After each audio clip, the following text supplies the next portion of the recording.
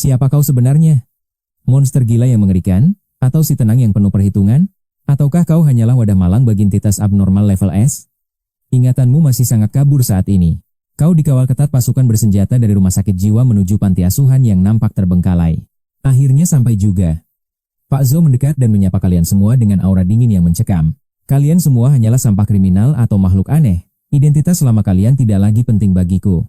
Mulai detik ini, aku tidak peduli siapa kalian, hidup kalian sekarang berada sepenuhnya di tanganku. Hanya ada dua pilihan, patuhi perintahku demi kesempatan kedua, atau mati di tempat ini sekarang. Jika berani membangkang, hukuman mati akan segera menjemput kalian tanpa ampun sedikitpun. Zhou memberi isyarat kecil pada pengawalnya. Sang penjaga langsung mengerti maksud dari perintah rahasia itu. Tembakan meletus ke tanah. Debu beterbangan, tapi hanya si kacamata yang tampak gemetar ketakutan saat itu. Zhou tersenyum puas melihat ketenangan kalian. Permainan maut yang sesungguhnya akan segera dimulai dari sini. Gunakan earphone ini sekarang, masuklah ke dalam bangunan itu dan laporkan setiap detail yang kalian lihat. Jangan lewatkan satupun pemandangan, mata dan telinga kalian adalah milikku selama misi ini berlangsung. Peringatan keras untuk kalian. Jangan mencoba melakukan tindakan bodoh jika masih ingin melihat matahari esok. Ada bom mikro di earphone kalian, borgol dilepas, 4 orang terpilih kini berdiri bebas namun terancam. Pria kekar bertato, pria parubaya yang selalu tersenyum, dan seorang pria kurus yang memakai kacamata. Lalu kau, si gila dengan luka di sudut mulut. Kelompok kalian benar-benar terlihat sangat aneh. Demi bertahan hidup, kalian terpaksa mengikuti perintah Zhou dan melangkah masuk ke dalam kegelapan itu. Panti asuhan ini terasa mati. Suasana desolasi dan bau busuk menyelimuti seluruh area bermain yang rusak. Warna-warna ceria telah pudar menjadi kelabu. Tiba-tiba, suara Zhou terdengar sangat mendesak lewat telinga kalian. Cepat tingkatkan kecepatan langkah kalian. Jangan membuang waktu berharga dengan berdiam diri di depan sana. Pastikan kalian selalu tertangkap kamera. Jangan lakukan hal tidak berguna yang bisa memicu amarahku sekarang. Zhou tampak sangat terburu-buru. Namun, kau malah berjalan santai menuju ayunan tua yang ada di samping. Kau mulai berayun sendirian, seolah-olah sedang menikmati waktu senggang di sebuah taman bermain yang biasa. Semua orang tertegun melihat tingkahmu. 5 detik berlalu sebelum suara Zhou meledak menghancurkan keheningan yang ada. Apa yang kau lakukan, dasar gila? Kau hanya mengernyit, merasa terganggu oleh teriakan memekakan telinga itu. Kau turun dari ayunan dan mencabut segenggam rumput liar di bawah kakimu dengan sangat tenang. Kau menatap rumput itu tajam dan mulai bicara dengan nada datar, namun penuh keyakinan tinggi. Lumut di bawah kursi ini sudah membusuk, debu yang menempel tidak rata akibat guyuran hujan berulang. Tiangnya sudah berkarat parah. Ayunan ini sebenarnya sudah tidak pernah digunakan selama 6 bulan terakhir. Zhou kembali berteriak penuh kemarahan. Dia tidak peduli dengan analisis sampahmu tentang ayunan tua itu. Benda rongsokan itu jelas-jelas sudah lama ditinggalkan. Kenapa kau harus membuang waktu berharga di sana? Kau hanya mendengus pelan, kau membuang rumput itu dan menggumamkan sesuatu yang membuat atmosfer berubah. Ayunan ini telah dipindahkan secara paksa. Dan pemindahan itu terjadi berulang kali dalam waktu singkat. Zhou mendadak terdiam 1000 bahasa. 3 rekan lainnya mengernyit bingung, menunggu penjelasan lebih lanjut darimu. Karat pada porosnya sudah rontok, jadi menggerakkannya tidak sulit. Perhatikan rumput liar di kedua sisinya. Tumbuhnya hampir sama rata. Jika ayunan ini terus bergerak, sinar matahari tidak akan sampai ke bawah. Tekanan konstan membuat rumput sulit tumbuh. Entah kenapa, analisis tajam ini mengalir begitu saja di kepalamu. Informasi itu seperti sudah tercetak dalam otakmu. Semua orang kini tenggelam dalam pemikiran yang sangat dalam. Zhou akhirnya memecah keheningan yang kaku. Sudahlah, lupakan soal ayunan itu dan segera masuk ke dalam. Jika menemukan sesuatu nanti, langsung laporkan intinya saja. Kita tidak punya banyak waktu lagi sekarang. Ada batas waktu yang mengintai kalian? Sambil berpikir, kau mendorong pintu gerbang besar yang terasa berat. Sesuai dugaan, interior bangunan ini sangat gelap. Terpampang jelas papan nama bertuliskan Panti Asuhan Cahaya Surya. Ada 2 tangga menuju lantai atas dan koridor gelap di setiap sisi aula utama bangunan. Takdir apa yang menanti di balik kegelapan ini? Perjalanan mengerikan yang sebenarnya baru saja dimulai. Pria kekar itu menyalakan obornya. Sepertinya dia enggan membuang waktu hanya untuk sekadar menguji keadaan. Siapa yang mau membuang baterai senter secara percuma? Semuanya, segera naik ke lantai 2. Suara Tuan Zhou kembali menggema di headset. Semua orang menyadari ada sesuatu yang tidak beres. Namun saat ini tak ada pilihan selain patuh. Selanjutnya, kalian berempat segera bergerak. Kalian melangkah waspada di lorong kiri lantai 2. Plester dinding di sini sudah mulai berjatuhan. 4 ruangan ini pasti ruang kelas. Si pria berotot di depan bersiap membuka pintu pertama. Tiba-tiba dia ragu dan menghentikan gerakannya. Kau mau memeriksanya duluan? Tanyanya dengan nada bimbang. Sepertinya dia mulai mengakui insting tajammu. Tak perlu, Aku sudah melihatnya, jawabmu dengan tenang. Kau tertegun sejenak lalu menggelengkan kepala. Panggil aku beruang putih, ucap si pria kekar itu. Dia mengernyit tanpa kata lalu mendorong pintu. Ruang kelas itu ternyata tidak terlalu luas. Meja-meja berserakan tak beraturan. Seolah-olah para murid di sini pergi dan tak pernah kembali lagi. Si pria berkacamata menekan saklar lampu, tapi tetap gelap. Lalu, suara Tuan Zhou terdengar lagi. Semuanya, tolong nyalakan senter kalian, arahkan ke segala penjuru dan laporkan apa yang kalian lihat. Kau menjawab dengan nada malas, lalu menyalakan senter dan melangkah naik ke atas panggung kelas. Melihat ukuran meja dan kursi, murid-murid di sini kemungkinan besar berusia 6-7 tahun. Bekas kapur di papan tulis sangat tipis, jarang digunakan. Dindingnya pun bersih tanpa ada coretan. Sinar sentermu beralih ke podium. Debunya belum terlalu tebal, mungkin baru sekitar 6 bulan ditinggalkan. Ada bekas sentuhan di sini. Seseorang pernah datang kemari sekitar 3 atau 4 hari lalu. Kau berjongkok dan mengarahkan cahaya ke lantai. Ada jejak 4 orang, 3 pria dan 1 wanita. Pria itu sangat gemuk, sekitar 90 kilo. Rekanmu tersentak, ada orang lain? Tanya si kacamata. Sebelum kau sempat menjawab, perintah Tuan Zhou kembali memotong pembicaraan melalui headset kalian. Berhenti berdiskusi. Kembali ke posisi kalian dan segera jelaskan apa yang kalian lihat sekarang juga. Kalian bukan orang bodoh. Jelas sekali, kalian bukanlah kelompok pertama yang menginjakan kaki di sini. Lalu, apa yang terjadi pada orang sebelumnya? Apa mereka dibebaskan setelah memenuhi kontrak yang ada? Itu hanyalah ilusi indah, kenyataannya pasti jauh lebih kelam. Ketiga rekanmu pun segera selesai melapor. Tak ada yang aneh, hanya meja, kursi, dan debu. Namun, satu hal yang patut diperhatikan adalah, selain debu, dinding dan seluruh fasilitas pendidikan di sini masih terjaga dengan sangat baik. Panti asuhan balita dengan kondisi seperti ini sungguh langka. Bagus, sekarang pindahlah ke kelas berikutnya, mengikuti instruksi Tuan Zhou, kalian berempat keluar. Di saat itulah, beruang putih mendekatimu. Dia menyenggolmu pelan, lalu sebuah benda tipis diselipkan ke tanganmu. Ternyata itu sebuah pensil. Kau baru menemukannya? Lumayan juga. Kau pun memasukkan pensil itu ke dalam saku dengan tenang. Pintu kedua didorong. Ruang kelas ini memiliki suasana yang hampir sama dengan ruangan sebelumnya. Jejak kaki itu masih terlihat jelas di lantai.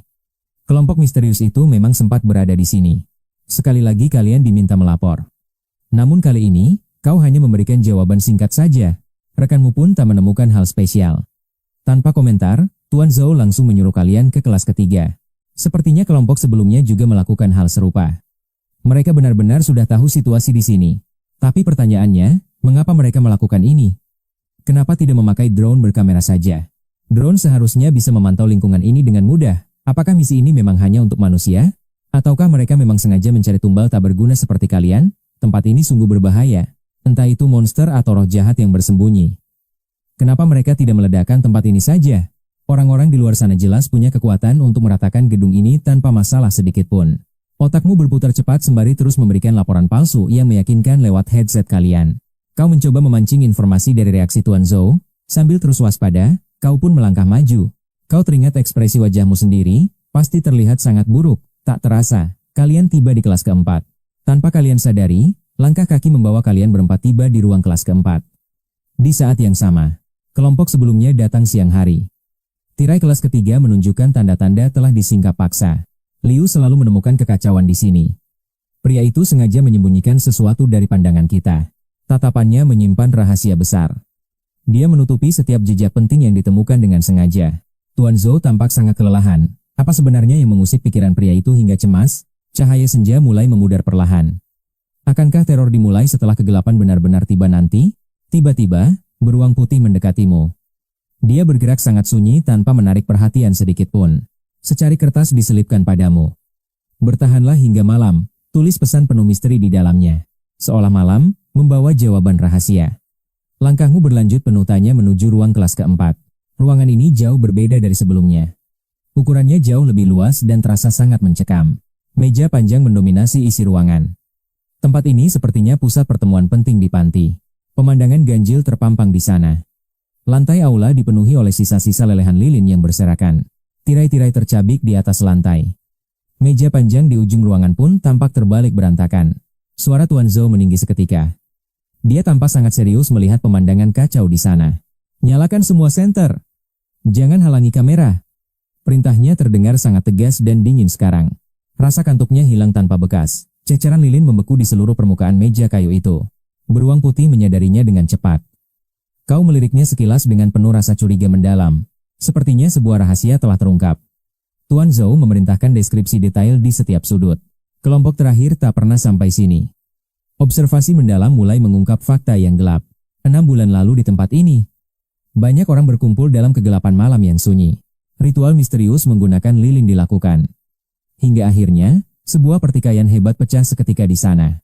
Kekacauan terjadi begitu brutal. Meja barisan belakang hancur berkeping-keping akibat benturan yang sangat keras. Baut beton sampai terpuntir paksa. Saat analisis berlangsung, sebuah suara muncul secara tiba-tiba. Tawa anak kecil menggema di lorong. Sangat pelan, namun suaranya terasa begitu menusuk jiwa. Liu gemetar hebat karena ketakutan. Dia berteriak histeris layaknya singa yang sedang terluka parah. Semua orang terlonjak kaget seketika. Beruang putih langsung melesat keluar mengejar sumber suara itu. Cahaya senter menyapu lorong hampa. Tak ada siapapun di sana, hanya tersisa kegelapan abadi. Kau memperhatikan situasi dengan tenang. Liu baru saja tersadar dari rasa syok yang berat. Tempat ini terkutuk. Teriaknya panik. Dia menyesal telah menandatangani kontrak maut yang mengerikan ini. Ini kejahatan online. Dia meraung. Suaranya memenuhi ruangan dengan nada penuh keputusasaan besar. Namun di balik akting histerisnya, dia diam-diam menyembunyikan sesuatu ke dalam saku celana miliknya. Tuan Zhou membentaknya melalui earphone. Diam. Jaga emosimu atau kau akan menyesal sekarang. Tapi Liu tak lagi mendengarkan. Dia terus berteriak menuduh Zhou telah menjebak mereka semua. Kau telah menipu kami semua, jeritnya. Suasana semakin tegang di bawah tekanan kegelapan panti. Zhou menjawab dengan nada es. 5 detik untuk tenang, atau kau akan hadapi konsekuensinya. Lampu merah berkedip di earphone Liu. Bunyi peringatan nyaring mulai menusuk gendang telinga mereka. Liu terpaku dengan wajah pucat pasi. Maaf, aku hanya gugup. Tolong segera matikan alat ini. Patuhi perintahku tanpa banyak tanya, tegas Zhou. Nada bicaranya kini terdengar sangat mengancam jiwa. Jangan menanyakan hal yang terlarang. Suara Zhou mulai terdengar samar dan terasa sangat aneh. Kau menatap Liu dengan sinis. Akting paniknya benar-benar terlihat sangat menjijikan di mata kamu. Ternyata penjahat ini punya rencana tersembunyi. Segalanya menjadi semakin menarik untuk diikuti sekarang juga. Senyum mengerikan mereka di wajahmu. Sekarang, semuanya segera pergi menuju lantai 3. Zhou memberi instruksi baru dengan cepat. Namun, ada jeda aneh dalam nada bicaranya tadi. Cepatlah bergerak tanpa membuang waktu. Zhou mulai mendesak mereka dengan penuh ketidaksabaran yang nyata. Kau menangkap tatapan beruang putih. Sepertinya ini giliranku untuk melakukan sesuatu demi mengulur waktu. Matamu membelalak gila layaknya ikan. Kau pun tertawa histeris tanpa ada alasan yang jelas. Kau mulai tertawa dengan suara bebek yang menyebalkan, bahkan lebih mengerikan dibanding gesekan kuku di papan tulis yang memekakan telinga. Suara itu benar-benar lebih mengganggu daripada suara tangisan bayi yang tadi meledak di dalam earphone milikmu.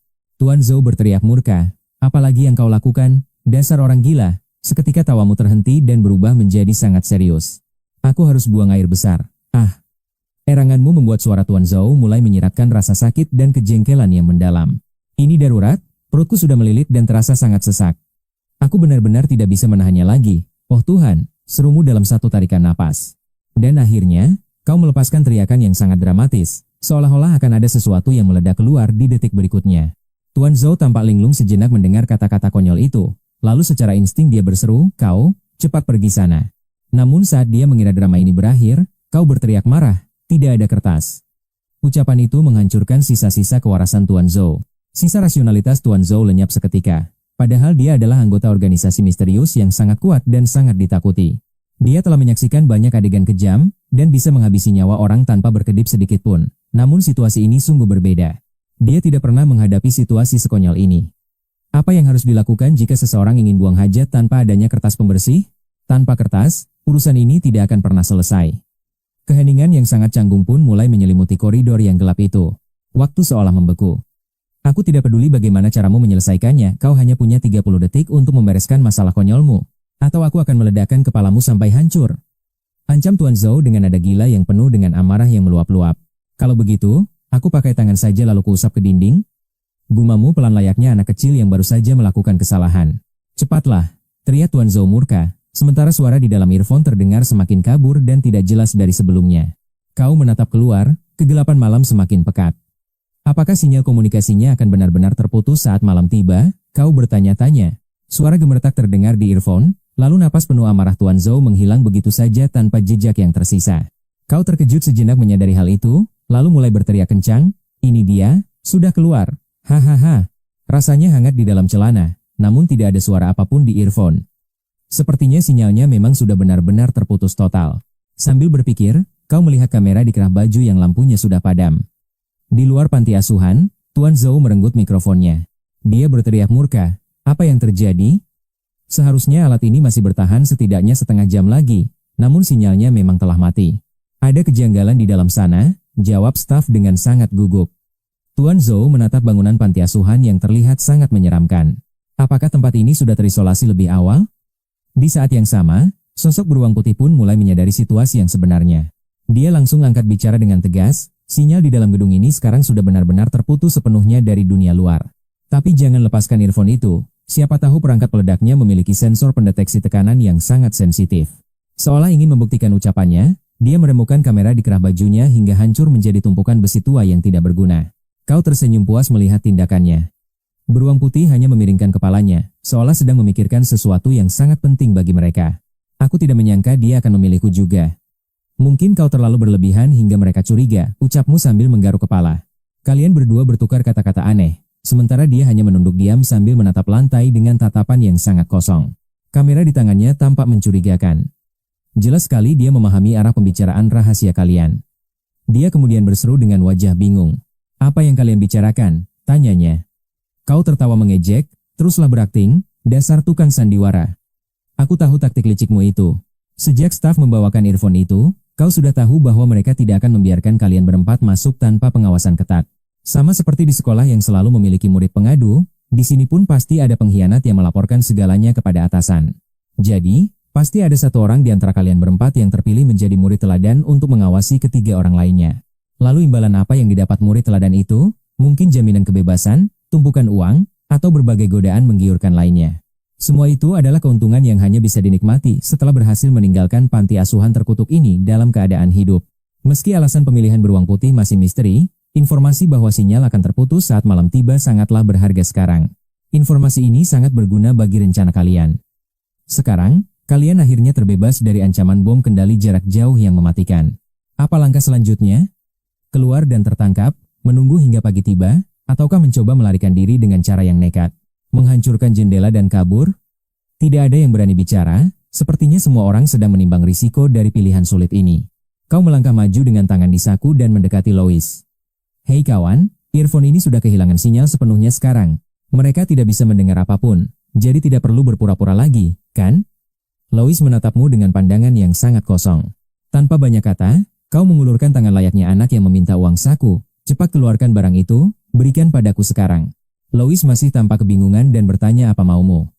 Kali ini kau tidak menjawab, hanya memberinya tatapan mata ikan yang dingin. Menghadapi sikapmu yang terus menuntut uang, Lois hanya bisa menghela napas pasrah sambil mengeluarkan earphone hitam dari sakunya.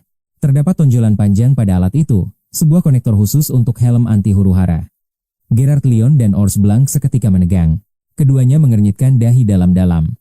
Bukan karena Lois menyembunyikan sesuatu, tapi karena mereka tahu persis apa arti benda tersebut. Penggunaan alat komunikasi itu adalah sinyal bahaya, namun kau tetap bergeming dalam posisi meminta imbalanmu. "Aku sudah memberikan semuanya. Apalagi maumu?"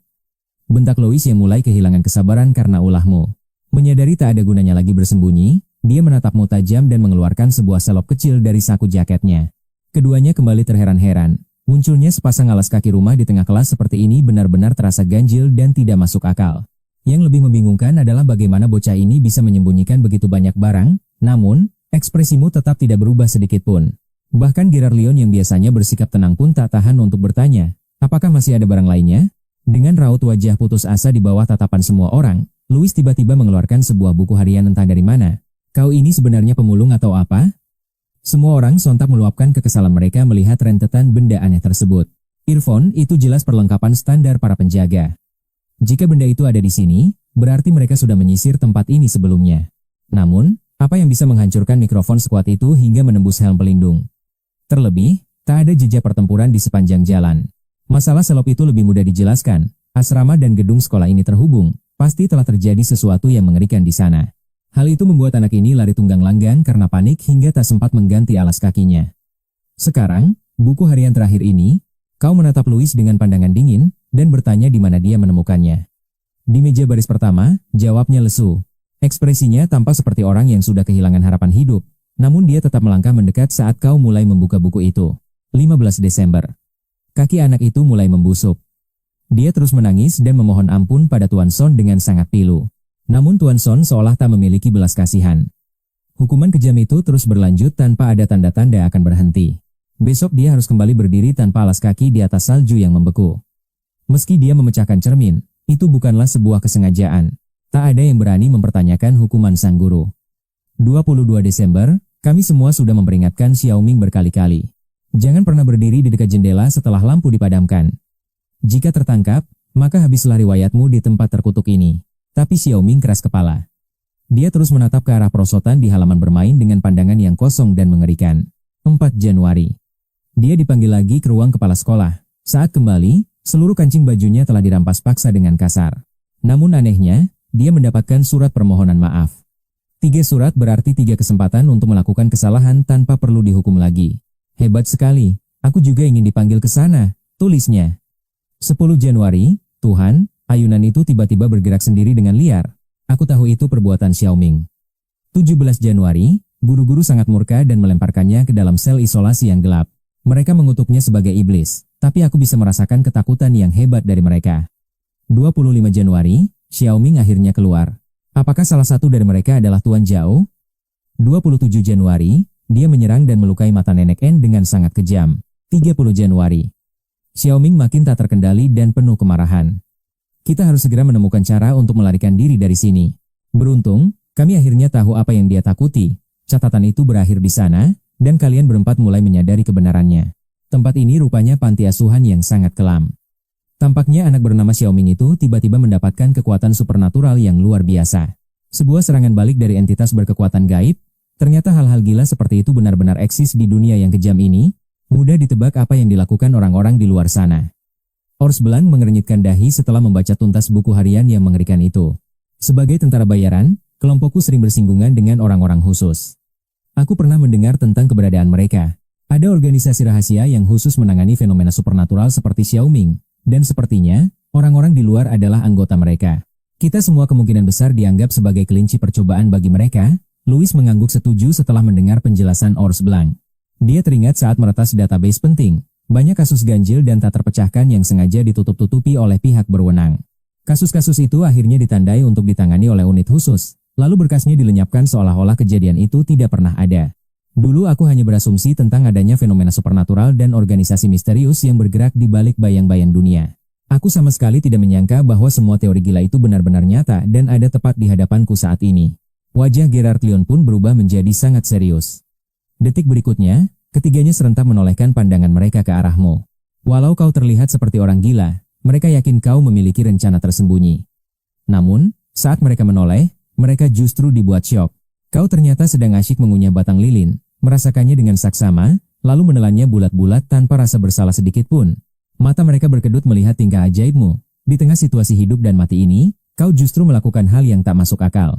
Aku tersungkur di tanah, mengais debu tebal seolah mencari harta karun tersembunyi. Apa yang kau cari? Tanya Jian Lian penuh curiga. Dia yang pertama sadar dari rasa sakit itu. Si kecil Ming takut cahaya, semua orang sudah tahu rahasia gelap itu. Ming membenci cahaya. Para murid pun berkumpul, berusaha keras bersembunyi dari incaran sosok kecil yang mengerikan itu. Di ruang rapat gelap ini, tirai tertutup rapat sepanjang hari.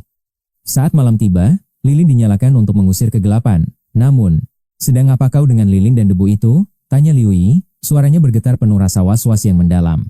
Seolah takut akan jawaban yang mengerikan, dia terdiam. Akhirnya, kau berhenti mengais dan berdiri tegak dengan tatapan tajam. Dengan tangan di saku dan gaya santai, kau bergumam sinis. Melihat lapisan lilin ini ada sesuatu yang tidak beres. Anak-anak itu terjebak di sini setidaknya 3 atau 4 malam. Mengapa mereka tak kabur dari panti asuhan terkutuk ini? Misteri besar. Tapi ada hal janggal, suatu malam mereka menyalakan lilin, awalnya tenang, namun suasana berubah mencekam dalam sekejap mata, mereka mendadak lari ketakutan dan tak pernah kembali. Mendengar itu, 3 rekanmu mengerutkan dahi, merasakan firasat buruk yang nyata. Bukankah dia takut cahaya? Itulah yang kupikirkan. Karena itulah aku mengamati sisa lilin ini dengan sangat teliti. Lilin ini terlihat biasa saja. Tak ada campuran bahan kimia aneh atau minyak mistis yang tersembunyi di dalamnya. Aromanya pun normal. Ming kecil pasti takut cahaya, tapi sepertinya saat itu dia menemukan cara untuk menaklukkan rasa takutnya. Jadi senter kita masih berguna. Selalu penuh harap, mencoba mengusir rasa takut yang mulai merayapi hatinya yang rapuh. Sepertinya begitu, tapi lihat bercak darah di lantai ini, luas namun tipis, seolah ada sesuatu yang diseret dengan paksa. Darah ini langsung dihapus setelah tumpah. Apa artinya? Kau hanya menggeleng santai. Entahlah, yang jelas kita harus terus bergerak. Kita harus memeriksa setiap sudut. Haruskah kita menunggu fajar? Tanya seseorang dengan suara bergetar di tengah kegelapan yang sunyi. Kau mendengar tawa melengking itu, kan? Itu pasti suara Ming kecil, dia mengintai tepat di balik pintu ini, menunggu kita. Beruang putih menepis usul Louis dengan tegas. Cahaya lilin takkan sanggup menahannya. Diam di sini hanya akan mengundang maut menjemput. Diam berarti mati. Jian Lian mengangguk setuju. Akhirnya, kalian berempat melangkah keluar, menantang kegelapan koridor yang terasa sangat mencekam. Sudah 30 menit sinyal terputus. Kegelapan total menyelimuti seluruh gedung pertama, bagaikan perut monster yang siap menelan siapa saja. Beruang putih memimpin dengan senter di tangan.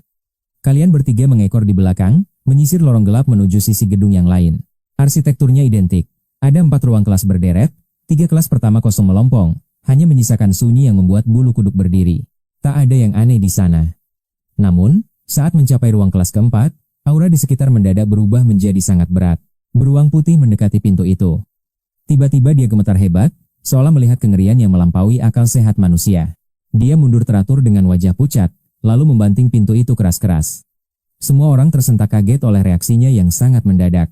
Kalian bersandar di dinding dengan mata terbelalak. Rasa takut merayap, sementara pandangan kalian liar mencari ancaman yang mungkin muncul. 1 menit berlalu dalam keheningan yang mencekik, tak ada serangan. Akhirnya, Jian Lian menatap beruang putih dengan penuh tanda tanya. Apa yang terjadi? Bisik Muliri. Beruang putih tampak benar-benar terguncang, seolah baru saja melihat gerbang neraka terbuka di depannya. Dia berusaha mengatur napasnya yang memburu. Ada seseorang di dalam sana, ucapnya dengan suara yang bergetar hebat. Ketakutan kembali melanda. Namun, setelah dipikirkan kembali, ada sesuatu yang terasa ganjil dari situasi yang sangat mencekam ini. Manusia atau hantu, mengapa tak ada suara sedikit pun? Meskipun jantungmu berdegup kencang, kau mencoba tetap tenang menghadapi misteri ini. Kau menyambar senter dari beruang putih dan mendekati pintu secara perlahan. Sunyi senyap, tak ada tanda-tanda kehidupan di balik kayu tua itu. Dengan satu tendangan keras, pintu terbuka lebar.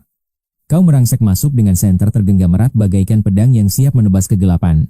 Tempat ini milikku, teriakmu lantang. Namun, ucapanmu terhenti seketika. Pemandangan di depan matamu benar-benar melampaui segala imajinasi buruk yang ada. 3 rekanmu melongok penasaran ke dalam. Saat melihat apa yang ada di sana, mereka semua terlonjak kaget dengan wajah yang pucat pasi. Ruangan ini tampak biasa. Meja dan kursi tertata rapi, bahkan lantainya bersih dari debu. Namun, kesunyian di dalamnya terasa sangat tidak alami. Masalahnya, banyak orang duduk di sana. Bukan sekadar duduk, mereka tampak sengaja disusun seperti pajangan mengerikan dalam sebuah pameran kematian. Mereka berpose layaknya murid teladan. Di depan kelas, seorang guru berdiri kaku memegang buku, seolah tengah memimpin pelajaran yang abadi. Tubuh mereka utuh, namun kulitnya kering menguning dengan mata yang cekung ke dalam. Mereka bukan lagi manusia yang bernapas, bagaikan mumi. Pemandangan ganjil ini mendadak muncul, menebar teror di panti asuhan yang sangat sunyi ini.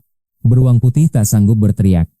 Dia langsung mundur dengan tubuh gemetar hebat akibat kengerian yang baru saja disaksikannya. Dia bersandar ke dinding, dan segera menutup pintu. Sungguh refleks mengesankan di tengah situasi yang sangat gila ini.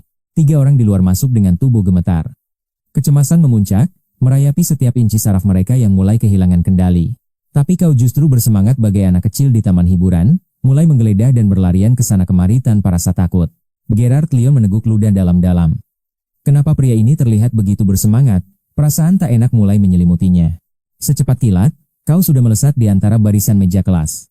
Kini, kau kembali berdiri tepat di depan meja guru. Kerumunan segera terbelah demi memberimu jalan. Tanpa ragu, kau menusukkan jarimu ke dalam telinga sang guru. Suasana mendadak mencekam. Napas mereka tertahan seolah maut mengintai. Kau mengangguk puas, seakan baru saja menemukan harta karun. Saat kau menjauh dari meja itu, barulah mereka bisa bernapas lega. Apa kau menemukan petunjuk? Tanya si beruang putih. Sambil memasukkan tangan ke saku, kau menatap mayat-mayat itu. Mereka semua adalah para siswa dari rumah sakit jiwa ini. Ata, wa ana sama, seluruh cairan tubuh mereka telah dikuras habis tanpa sisa sedikit pun. Diperkirakan, mereka sudah membusuk di sini selama 6 bulan. Semua ini ulah si kecil Minge dan obsesi gilanya. Dia ingin menghidupkan kembali memori kelas yang pernah ada sebelumnya. Kau berjalan kembali ke arah sang guru yang kaku itu. Satu hal lagi, orang ini sama sekali bukan guru di sini. Pernyataanmu membuat mereka terperangah. Mungkin, meski seluruh cairan tubuhnya telah terkuras habis, jejak mengerikan itu masih terlihat jelas pada helai rambutnya. Kejadian vampir misterius ini baru berlangsung seminggu, namun bukan berarti tidak ada luka fatal yang tertinggal. Ini bukan sekadar ulah satu vampir misterius. Ada kekuatan yang jauh lebih hebat, bukan hanya darah yang diincar. Seluruh cairan tubuh bahkan hingga ke tingkat sel telah lenyap. Segalanya tampak diperas paksa keluar melalui pori-pori kulit. Louis tampak gelisah dan merasa tidak nyaman. Kenapa kita belum juga sampai? Tanyanya dengan nada penuh keraguan. Tapi aku ingin memastikannya, sebaiknya kalian menjauh dariku. Ucapmu seraya menyalakan lampu senter dengan tatapan tajam. Cahaya senter menyinari wajahmu dari bawah menciptakan bayangan mengerikan. Tawamu membuat ketiga temanmu gemetar ketakutan saat melihatmu. Kau melangkah riang mengitari sosok guru itu. Apa yang sebenarnya dia rencanakan? Gumam Yui dengan raut wajah bingung. Aku benar-benar tidak tahu, tapi entah mengapa aku merasa kalau orang ini jauh lebih berbahaya daripada si Minge Gerard itu. Bisik beruang putih dengan keringat dingin mengucur, sementara Yui terdiam. Mereka mengangguk setuju dengan perasaan ngeri. Saat itu, kau berdiri tepat di belakang sang guru sambil memegang senter. Tiba-tiba, suara gemuruh rendah terdengar. Ketiga temanmu tersentak kaget, namun kau menyadari bahwa sebenarnya tidak ada yang terjadi. Apa dugaanku salah? Gumammu pelan. Namun sedetik kemudian, kau mengangkat kaki dan melepaskan sebuah tendangan keras. Brak! Tendangan itu membuat tubuh sang guru tersungkur ke lantai. Bung, apa yang kau lakukan? Teriak beruang putih terkejut. Rasa perih menyengat sesaat, namun sebelum sempat menyelesaikan kalimatnya, seluruh bangunan tiba-tiba berguncang dengan sangat hebat. Guncangan itu dahsyat layaknya gempa bumi. Seketika, jeritan seorang anak kecil yang penuh amarah meledak memecah keheningan malam. Sontak kalian berempat menoleh dengan waspada. Namun, getaran di sekitar kalian hanya bertahan beberapa detik sebelum akhirnya berhenti. Apa yang baru saja terjadi? Beruang putih mencoba tenang, meski suaranya masih gemetar karena rasa takut yang menyelimuti. Tempat ini sangat penting baginya. Saat ini kekuatannya sedang melemah, asalkan lampu senter kita tetap menyala, kita aman. Bahaya besar seharusnya tidak akan datang, ucapmu mantap. Beruang putih pun mengangguk, dia benar-benar menaruh kepercayaan penuh padamu.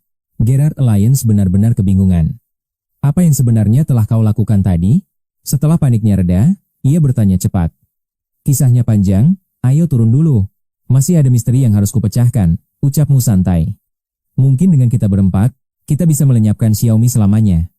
Usai berkata begitu, kau melangkah keluar kelas. Sambil tertawa, mereka bertiga saling pandang lalu bergegas lari menyusulmu.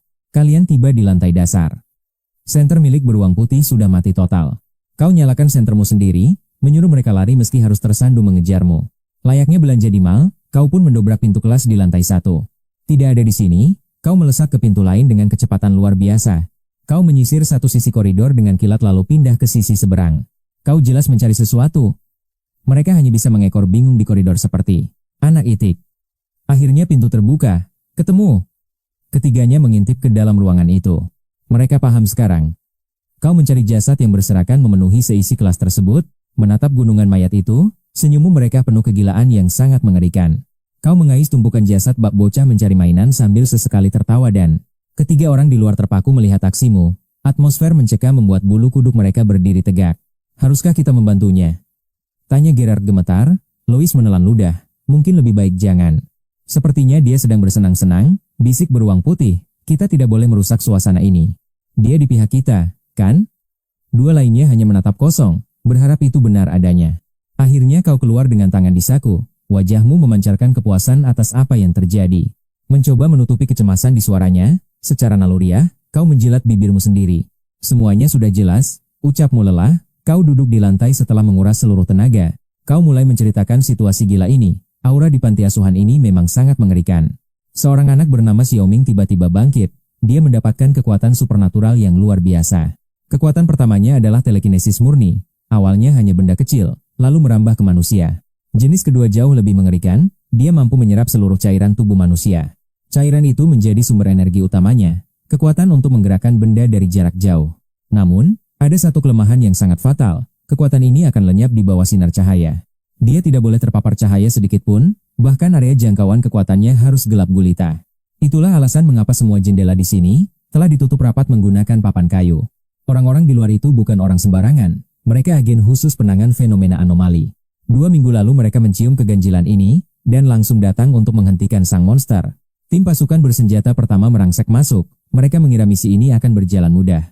Tapi Xiaoming menghabisi mereka dalam sekejap, membuat kelompok elit itu mundur dalam ketakutan. Rencana cadangan pun dijalankan oleh mereka, menggunakan para kriminal sebagai kelinci percobaan. Demi memastikan batas kemampuan Xiaoming, mereka mengirim 4 orang beberapa hari lalu. Saat itu Xiaoming baru saja bertarung hebat, energinya terkuras habis melawan pasukan elit sebelumnya. Dia hanya bisa menyerap energi penjaga diam-diam, memulihkan kekuatannya yang hilang secara perlahan. Itulah mengapa kelompok terakhir tidak langsung tewas, mereka sempat menjelajahi lantai 1 dan 2. Dari sanalah terungkap fakta kelemahan cahaya, dan cara Xiaoming mengisolasi tempat ini saat malam. Begitu pulih, Xiaoming langsung membantai mereka, meski kuat, dia tetaplah bocah yang kesepian. Dia menganggap pembunuhan ini sebagai permainan, tragedi yang lahir dari isolasi panti asuhan. Rasa bersalah pada guru dan teman-temannya, menghantui pikiran bocah yang telah hilang kewarasan. Dia menciptakan ilusi ruang kelas yang damai, hanya untuk menghibur jiwanya yang hancur lebur. Namun di sana dia menempatkan para pengajar kejam, dan ada seorang wanita di kelompok terakhir. Xiaoming pun memilihnya untuk menjadi bidak baru, mengisi peran guru dalam dunia ilusinya sendiri. 6 bulan menanti, kini koleksinya sudah lengkap. Dia merasa sangat bahagia karena impiannya terwujud. Tanpa menunggu energinya pulih 100%, dia menyeret sang wanita ke dalam ruang kelas. Itu sebabnya pakaian wanita itu sangat berantakan. Dia adalah kepingan puzzle terakhir kelas maut ini. Xiaoming sangat posesif terhadap guru barunya. Tapi sebenarnya, apa yang sedang kau cari tadi? Kau mencari 2 hal krusial, senjata. Tidak ada senjata apapun di lantai 1 dan 2. Padahal pasukan pertama masuk dengan senjata lengkap, dan mayat mereka semua menghilang secara misterius. Ini membuktikan bahwa meski kekuatannya sangat besar, fisik Xiaoming tetaplah seperti manusia biasa.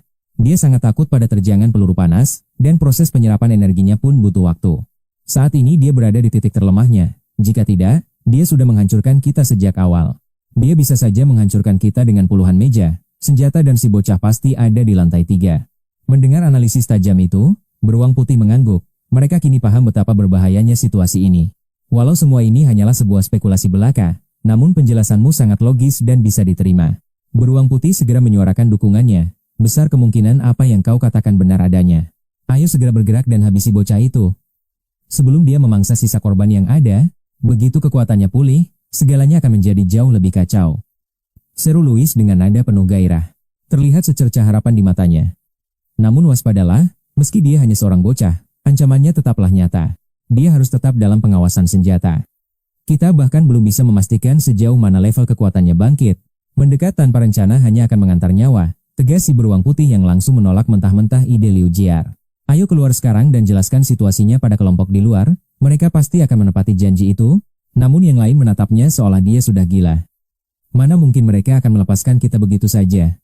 Masih ada teka-teki yang mengganjal di pikiranku. Apa yang sebenarnya terjadi di ruang rapat hingga para murid lari? Rahasia ini benar-benar sulit dipecahkan. Sepertinya semua asumsi kita sebelumnya meleset total dari kenyataan yang ada. Sambil menepuk debu di celanamu, kau berdiri dan menyeringai lebar, memperlihatkan aura yang sangat mengerikan dan menjijikan. Jika segalanya langsung terungkap, maka permainan ini tak akan seru lagi, kan? Ucapmu santai sambil melangkah pergi. Maukah kalian naik bersamaku? Mari menyapa si kecil di lantai 3. Suasana di atas ini jauh lebih mencekam. Seolah ada kabut hitam pekat yang menyelimuti, cahaya senter pun hampir tak mampu menembus kegelapan yang sangat tebal. Semua orang terpaksa menyalakan sisa obor yang ada. Struktur bangunan ini identik, namun suasana di sini terasa berbeda. Ruang kelas telah diubah menjadi asrama yang suram. Jendelanya tertutup rapat oleh kain, tak membiarkan setitik cahaya masuk. Kau bergumam sesampainya di depan pintu asrama. Tanpa ragu, kau langsung melayangkan tendangan keras dengan sikap yang sangat arogan. Keberanianmu menghadapi entitas supranatural mematikan membuat yang lain terpaku, namun tiba-tiba. Berak. Kau justru tersungkur jatuh ke lantai. Bukan aku yang menendangnya. Keheningan menyergap. Pintu itu seolah terkunci oleh kekuatan gaib, kau pun bangkit sambil mengumpat. Dengan tingkah yang sangat mencurigakan, kau merangkap menuju celah pintu. Matamu membelalak, mencoba mengintip ke dalam ruangan gelap itu. Bocah manis, paman punya permen lezat di sini, namun, ajakanmu hanya dibalas oleh keheningan yang menyesakkan dada. Kau terlihat seperti predator yang sedang mengincar mangsa. Jika kau tak mau buka, aku akan bertindak lebih nekat. Aku akan turun ke bawah dan mempermalukan semua teman sekelasmu. Seketika, sebuah gelombang tekanan yang sangat kuat muncul. Aura dingin menusuk tulang mulai terkonsentrasi di satu titik. Kuhitung sampai 3, jangan paksa aku melakukan hal gila. Lau, buka pintunya sekarang, atau kepala gurumu di bawah akan melayang. Tiba-tiba, suara panik terdengar dari balik celah pintu. Semua orang tersentak kaget. Suara yang keluar dari sana bukanlah milik anak laki-laki, melainkan jeritan seorang gadis kecil. Apakah Xiaoming sebenarnya seorang perempuan? Padahal dalam catatan harian dan profil resminya, dia jelas-jelas seorang anak laki-laki. Di tengah kebingungan yang melanda, pintu kayu tua itu perlahan-lahan terbuka, mengeluarkan suara derit yang sangat memilukan telinga. Tanpa rasa takut, kau langsung merangsek masuk. Cahaya sentermu menyorot tajam ke arah sesosok bayangan di sudut ruangan. Ternyata dia adalah seorang gadis kecil dengan wajah pucat pasi. Jelas sekali dia sudah lama tidak melihat sinar matahari. Tangannya gemetar berusaha menghalau silau lampu senter. Ekspresi wajahnya menyiratkan penderitaan dan ketakutan yang sangat mendalam saat itu. Dia memeluk sebuah senjata dengan erat. Di sampingnya, terbujur kaku mayat pria bertubuh besar yang kondisinya sangat mengenaskan. "Jangan mendekat. Aku punya senjata," teriaknya histeris. Dia mencoba mengangkat senjata berat itu meski tangannya terus bergetar hebat. Namun senjata itu terlalu berat baginya. Rekan-rekanmu yang lain segera masuk dan terpaku melihat sosok gadis di pojok itu. "Siapa kau sebenarnya?" tanya mereka heran. Tiba-tiba, sebuah vas bunga melayang dan pecah berkeping-keping tepat di hadapanmu. Gadis itu tertunduk lesu seolah telah kehilangan seluruh kekuatannya. "Kumohon, dia adalah guru yang sangat baik bagi kami semua. Dia tak pernah menghukum kami." Semua orang mengernyitkan dahi penuh tanda tanya. "Katakan padaku, siapa namamu yang sebenarnya?" "Namaku Mei," jawabnya sambil terisak. Seketika, kau menyadari sesuatu yang besar. Benang merah misteri ini mulai terungkap.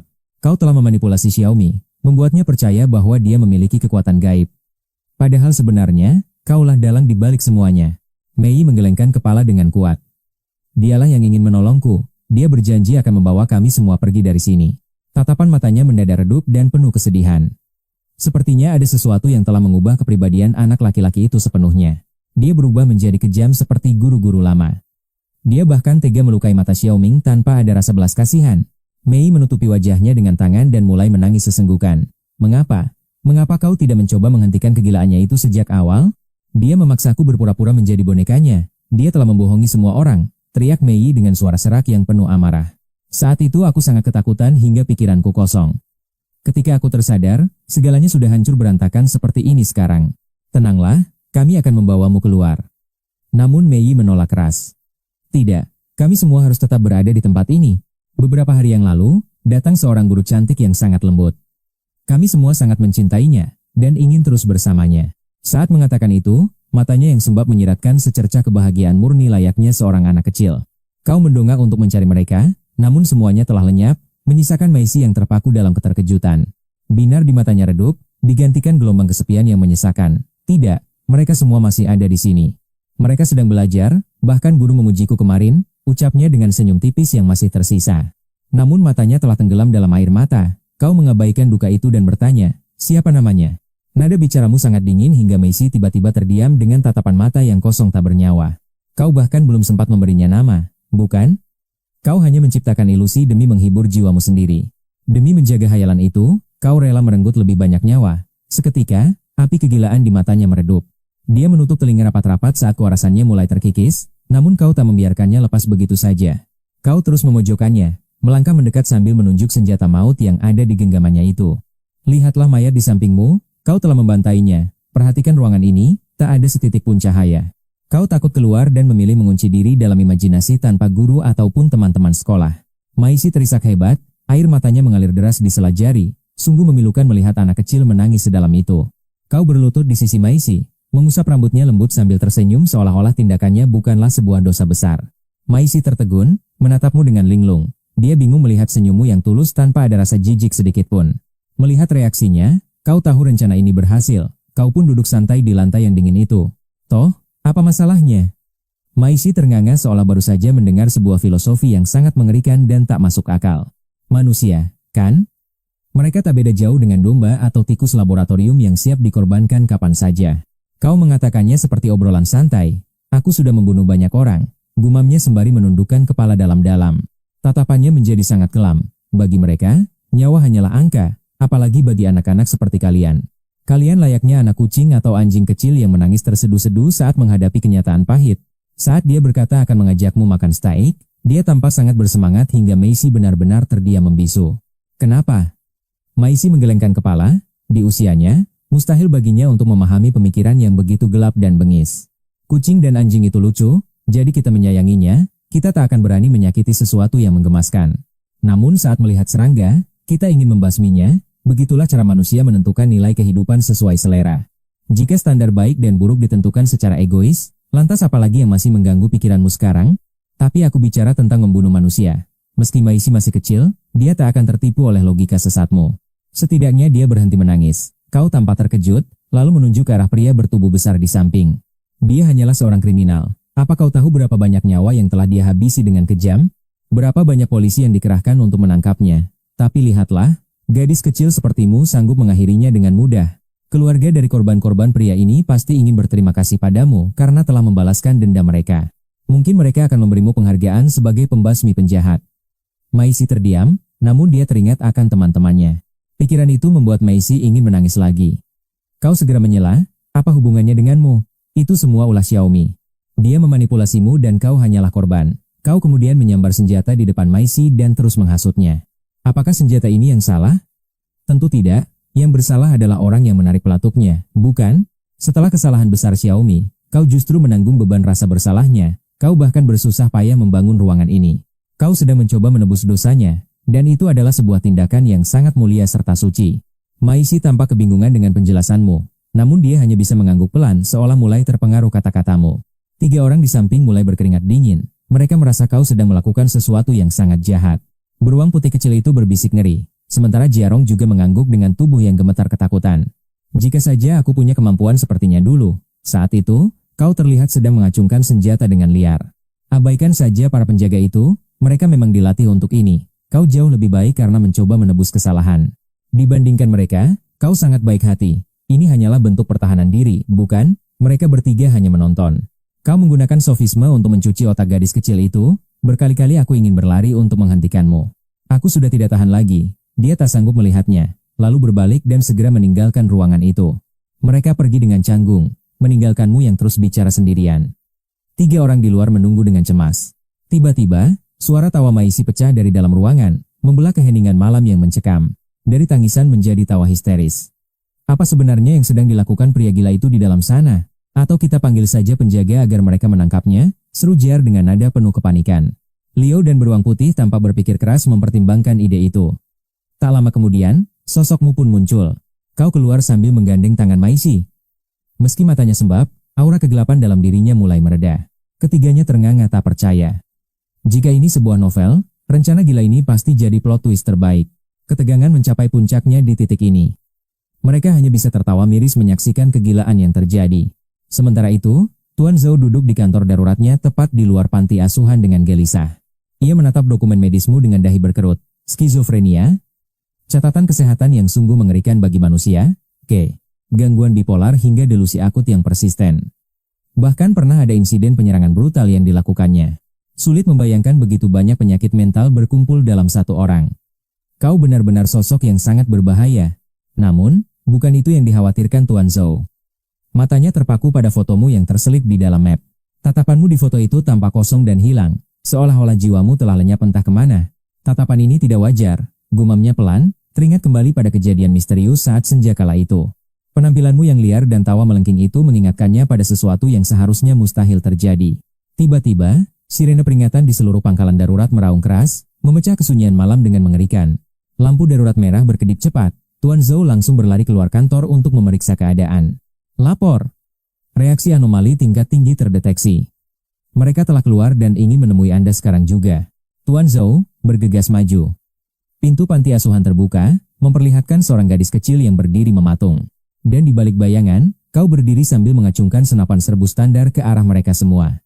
Melihat Tuan Zhou, kau melambai ceria. Maaf mengganggu istirahatmu, tapi kurasa masalahnya sudah berhasil kami atasi. Tuan Zhou menatap gadis itu dan berteriak. Apa maksudmu? Siapa sebenarnya gadis kecil yang bersamamu itu? Kau memasang wajah lesu. Sirine terus berbunyi, dan kau tahu bahwa mereka semua bukan orang bodoh. Jangan banyak bicara. Serahkan dia sekarang dan misi kalian akan dianggap selesai, tegas Tuan Zhou. Kami akan memenuhi kontraknya. Namun bagimu, kata-katanya terdengar seperti lelucon yang sangat konyol sedunia. Biarkan aku lewat, jangan konyol. Begitu aku melangkah keluar dari gedung ini, kepalaku pasti meledak. Tuan Zhou terdiam membeku, hanya bisa menatapmu. Kau perlahan mendekatinya dengan tatapan yang sangat tajam. Mendekatlah padaku sekarang. Tuan Zhou tampak geram namun, tak punya pilihan selain mengikuti permainan berbahayamu. Apa penembak jitu bisa beraksi? Bisiknya pelan. Petugas di sampingnya hanya bisa menggelengkan kepala lemah. Tidak ada sudut tembak, Tuan. Zhou menghela napas, menggunakan narapidana mati sebagai cobaan memang selalu berisiko. Ia mengangkat kedua tangannya ke udara, menyerah seperti dalam adegan pertukaran sandera di film laga. Ia melangkah perlahan ke arah bangunan. Jangan lambat, cepat masuk. Perintahmu sambil menarik Maisi ke kegelapan. Kalian mundur ke dalam bayang-bayang gedung, memaksa Tuan Zhou masuk ke dalam panti asuhan yang suram. Di dalam, Tuan Zhou terkejut melihat rekan-rekanmu yang ternyata masih dalam kondisi selamat dan utuh. Saat melihat kecantikan Maisi yang berdiri tenang di sisimu, ia pun akhirnya menyadari sesuatu yang besar. Ternyata kau tidak hanya sukses, tapi melakukan pekerjaan yang luar biasa, gumam Zhou sambil menatapmu dalam. Namun kemudian ia menggelengkan kepalanya. Aku tidak tahu apa rencanamu, tapi kau tidak tahu risikonya. Kau sama sekali tidak tahu musuh apa yang kau hadapi. Kau mendengus. Jangan menceramahiku, Sandera. Sekarang, aku yang bertanya, dan kau harus menjawab. Gertakmu sambil menatapnya dengan penuh rasa curiga. Pertama, aku tidak akan menjawab. Kedua, aku bukan Sandera, tegas Tuan Zhou dengan nada yang sangat dingin. Angin kencang berhembus tiba-tiba, dan sosok Tuan Zhou seolah menghilang secara misterius ditelan oleh udara. Brak, tubuh kekar beruang putih terbanting keras ke lantai. Kau terpaku melihat pemandangan yang sangat mengerikan. Tuan Zhou baru saja menunjukkan kekuatan yang mustahil dimiliki manusia biasa. Pupil matamu bergetar hebat. Di ambang kesadaran yang mulai kabur, instingmu menangkap sesuatu yang krusial. Pin pengaman granat itu, mengokang senjata dengan gerakan mengalir yang begitu sempurna. Seharusnya kau awam, tapi tubuhmu bergerak sendiri tanpa ragu sedikit pun. Rasanya seperti kau sudah melakukannya ribuan kali. Kilatan kegilaan di matamu mulai meronta, seolah ingin segera meledak menghancurkan segalanya. Kawan, jangan bergerak, kumohon. Tuan Zhou menatapmu dengan dingin, tepat saat suasana di sekitar berubah menjadi sangat mencekam dan menakutkan. Dia tumbang dan terkapar di lantai. Sulit dipercaya betapa mengerikannya kecepatan gerak Tuan Zhou yang berada di luar nalar manusia biasa. Namun, Tuan Zhou yang mengerikan itu tak membuatmu gentar. Sebaliknya, kau justru merasa situasi ini mulai menjadi sangat menyenangkan. Aku memegang senjata, kenapa dia tidak menembakku duluan? Pikirmu, sementara sudut bibirmu mulai terangkat membentuk sebuah seringai tipis yang ganjil. Tanpa sadar, api kegilaan di matamu semakin berkobar hebat. Gelak tawa pun mulai pecah dari mulutmu, bergema di seluruh ruangan itu. Suara tawamu melengking tajam menusuk telinga. Tuan Zhou mengernyitkan dahi, teringat kembali pada kecurigaan yang sempat melintas di kantor tadi. Tapi dia segera menepisnya lagi. Mustahil, karena sosok yang sudah mati tidak mungkin bisa bangkit kembali ke dunia fana ini. Wajahnya tidak mirip, dan yang terpenting, jasad sosok itu masih tersimpan rapat di tempat paling aman milik organisasi rahasia mereka. Tapi senyuman dan tatapan tajam itu, apa aku hanya berhalusinasi? Tuan Zhou mulai meragukan penilaian dan instingnya sendiri yang biasanya tajam. Saat Tuan Zhou tenggelam dalam pikirannya, batinmu justru makin kacau. Dia tidak takut senjata, bahkan mampu menghindarinya dengan gerakan yang sangat lincah. 3 jam menuju fajar. Jutaan spekulasi dan pikiran kalut bercampur aduk di kepalamu, membuatmu bingung harus melangkah ke arah mana sekarang. Semuanya terasa sangat menarik. Kau ingin tertawa keras dan mengambil sebuah pistol angin untuk meledakkan kepalanya demi kepuasan batin semata. Membayangkan kepalanya hancur berantakan terasa sangat menghibur bagimu. Namun, keinginan sadis itu hanya bertahan selama sekejap mata saja di benakmu. Di saat Tuan Zhou masih memikirkan jasad yang tersegel itu, suara tembakan menggelegar, ternyata kau telah menarik pelatuk senjata di tanganmu. Seketika kau tertawa histeris. Kegilaan di matamu meledak hebat, tak lagi mampu kau kendalikan sedikit pun seolah jiwamu telah hilang kendali. Kau tahu pelurumu meleset. Si tua berkacamata itu berhasil menghindar dengan gesit tepat di saat jarimu menekan pelatuk senjata maut tersebut. Tapi kau tak bisa berhenti tertawa. Ini sungguh lucu. Hingga tiba-tiba, kegelapan total merenggut kesadaranmu dan kau pun jatuh pingsan seketika. Begitu matamu terbuka kembali, rasa pusing yang luar biasa langsung menghantam kepalamu, disertai sensasi mual yang sangat mengganggu keseimbangan tubuhmu. Perasaan hampa yang tak pernah dirasakan sebelumnya menyelimuti jiwamu. Seolah-olah ada bagian penting dari otakmu yang baru saja dicabut secara paksa. Spontan kau memegangi kepalamu yang terasa berputar hebat. Setelah menunggu cukup lama, sensasi pusaran menyakitkan itu perlahan-lahan mulai memudar dan menghilang. Kau pun membuka mata perlahan dan mulai mengamati keadaan sekitar. Ternyata, kini kau sedang terkurung di dalam sebuah ruangan tertutup rapat. Dindingnya berwarna putih bersih dengan material asing yang sangat kokoh. Tidak ada celah keluar, hanya ada satu pintu besi di sana. Terdapat sebuah lubang kecil berbentuk persegi di bagian bawah pintu, yang hanya cukup untuk menyelipkan nampan makanan ke dalam sel tersebut. Sepertinya ini adalah sebuah sel penjara. Tiba-tiba, kau merasakan ada sesuatu yang sangat aneh dan mengganjal di bagian dalam bibirmu sendiri. Saat menyentuhnya dengan lidah, kau menemukan sebuah bekas luka yang cukup dalam. Sepertinya bibir itu telah digigit dengan kekuatan yang besar. Bibirmu bahkan terasa sedikit membengkak. Mungkinkah kau tanpa sengaja menggigitnya sendiri saat jatuh pingsan dalam insiden yang terjadi sebelumnya? Kau tak terlalu menghiraukannya, lalu duduk di ranjang dengan jemari bertaut di depan mulut. Kau mulai mencoba memilah kembali ingatanmu yang samar. Namun, tepat saat kau mulai berpikir, suara langkah kaki terdengar dari balik pintu. Seseorang tampaknya sedang berjalan menuju ke arah kamarmu. Kemudian, nampan berisi makanan diselipkan melalui celah bawah pintu. Kau menatap hidangan itu dengan tatapan terkejut. Apa-apaan ini? Gumamu heran. Kenapa aku tidak merasa lapar sama sekali? Seingatmu, sejak menandatangani kontrak misterius itu hingga detik ini, kau merasa perutmu masih kenyang? Berdasarkan ingatanmu, kau hanya sempat makan satu kali saja saat berada di dalam kamar perawatan rumah sakit. Bukankah begitu?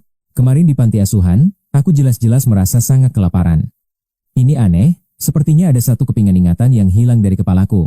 Begitu menyadari hal itu, kau langsung melompat menuju toilet. Dengan panik, kau berusaha mengorek tenggorokanmu sekuat tenaga agar bisa memuntahkan isinya. Tak lama kemudian, kau memuntahkan sisa makanan yang kau makan semalam. Aku ternyata sudah makan sesuatu kemarin malam di tempat ini. Dengan kata lain, memang ada bagian memori yang sengaja dihapus. Aku pasti sudah berada di sel ini selama lebih dari sehari, mungkin sudah sangat lama. Tatapanmu beralih tajam ke arah kuku jari, lalu kau segera berlari kembali menuju ranjang dengan perasaan cemas. Dengan gelisah, kau membungkuk di atas kasur dan memeriksa setiap sudutnya. Kau mencari sesuatu yang mungkin telah kau tinggalkan sebagai sebuah petunjuk. Di pojok spray, kau menemukan dua bekas benang yang terputus. Kau memang meninggalkan pesan untuk dirimu sendiri, bukan? Dua garis vertikal kecil. Dua tanda ini pasti berfungsi untuk mencatat waktu. Berarti aku sudah berada di sini selama 3 hari atau bahkan mungkin jauh lebih lama. Hari pertama mustahil tercatat karena ingatanku hilang sepenuhnya. Di samping dua tanda itu, ada pola lain yang dibuat untuk membedakan hari-harinya. Gambar itu dibuat sedikit lebih jauh, berbentuk sebuah jam dinding. Garis vertikal dan miring tersebut menunjukkan posisi jam 7 jika dilihat dari tengah. Apa yang sebenarnya terjadi pada jam 7? Mungkinkah memoriku dihapus setiap jam 7 pagi, tapi di ruangan ini bahkan tidak ada jam. Bagaimana aku bisa tahu sekarang sudah jam 7? Kau pun menatap sarapan di dekat pintu. Jam makan itulah yang menjadi satu-satunya petunjukmu. Titik Z ini petunjuk kuat bahwa makan malam telah usai. Benarkah dugaanku ini? Aku harus percaya pada instingku sendiri. Pasti ada pesan rahasia yang kutinggalkan. Kujilat sisa makanan di balik bibir. Sesaat, aku menemukan sebutir nasi yang terselip. Nasi itu tersembunyi di pangkal lidah. Tiba-tiba, suara langkah kaki kembali menggema. Sial! Dengan cepat aku menyembunyikan telur dan apel, lalu melahap roti itu. Saat nampan ditarik keluar, aku langsung menggigit apel sambil mulai menyusun rencana. Mari kita ingat kembali. Setelah dipukul pingsan oleh kakek tua itu, aku berakhir di sini. Berdasarkan tanda-tanda ini, aku sudah disekap di penjara ini selama 3 hari. Setiap jam 7 malam atau setelah makan, ingatanku pasti akan dihapus paksa. Bagaimana cara mereka menghapus memori itu? Lewat makanan? Tidak, aku pasti sudah menyadarinya. Kemungkinan besar aku akan dikeluarkan dari sel ini. Apa yang bisa kulakukan nanti? Kenapa organisasi misterius ini begitu terobsesi menghapus ingatanku? Apa tujuan mereka sebenarnya? Menjadi tikus laboratorium tanpa kebebasan. Anehnya rasa takut itu sama sekali tidak muncul. Sebaliknya, aku malah merasa tertantang. Aku harus menemukan cara mempertahankan ingatanku ini. Aku wajib menghubungi diriku yang lain sebelum memori ini lenyap dan segera kabur. Jika tidak, aku akan mati konyol tanpa alasan. Ini benar-benar permainan yang menarik. Seseorang tanpa ingatan yang harus berjuang keras. Sungguh sangat mempesona. Lalu, kegelapan menyergapku. Saat terbangun, semuanya kembali normal. Aku menemukan petunjuk waktu dan butiran nasi itu, namun kali ini berbeda. Ada luka gores bertuliskan 391 di lenganku. Apa maksudnya? Otakku mulai menghubungkan benang merah dari teka-teki yang tampaknya mustahil ini. Semua kepingan informasi menyatu, kesimpulannya tetap sama, ingatanku telah dimanipulasi secara total. 5 hari berlalu. Tiba-tiba, suara kunci elektronik berbunyi nyaring di depan pintu selku. 2 penjaga berseragam hitam masuk dengan kasar. Bangun, teriaknya sambil mengayunkan tongkat pemukul. Siapa kalian? Aku berakting bingung agar mereka tidak curiga dengan rencana rahasia yang kususun. Di balik helmnya yang tebal, aku bisa merasakan tatapan tidak sabar dari penjaga itu. Keluar sekarang. Satu kata saja keluar dari mulutmu, akan kuhancurkan gigimu, mengerti? Ancaman itu begitu dingin dan sangat sulit untuk ditolak oleh siapapun yang mendengarnya. Aku pun patuh dan berakting ketakutan. Dengan gemetar, aku melangkah pelan keluar sel. Di luar membentang lorong luas yang terbuat dari material logam dingin yang sama. Sepertinya ada banyak tikus lain di sini. Aku pun dibawa menuju pintu berkode 391. Penjaga itu mendorongku masuk ke dalam. Namun, pemandangan di baliknya sungguh sangat mengejutkan. Bukannya ruang laboratorium, tempat ini malah terlihat seperti apartemen tua yang sangat biasa. Di sana terdapat teko teh di atas meja, seorang pria tua duduk dengan tenang. Kau datang juga, ucapnya ringan, seolah menyapa keluarga yang baru saja pulang berbelanja. Satu informasi penting berhasil kudapat, ternyata pria tua misterius ini bisa diajak berkomunikasi. Pria itu meletakkan korannya, lalu menatapku tajam sambil menunjuk kursi kosong di depannya. Aku tidak bergeming. Insting waspada dalam hatiku berteriak agar aku tidak ceroboh. Melihat reaksiku, si pria tua itu malah menghela napas panjang seolah merasa putus asa. Setiap hari kau selalu begini. Cepat ajukan semua pertanyaanmu itu sebelum waktunya habis. Kamera pengawas itu rusak, hanya menangkap gambar. Selama kau tidak menyerangku, kita aman. Aku terpaku sesaat. Biasanya, apa saja yang aku tanyakan padamu selama ini? Sambil menyeruput teh, dia menjawab malas. Tanya di mana ini, siapa aku, dan sebagainya. Sangat membosankan harus menjawab pertanyaan yang sama setiap hari, gumamnya dengan nada kesal. Apakah pria ini serius?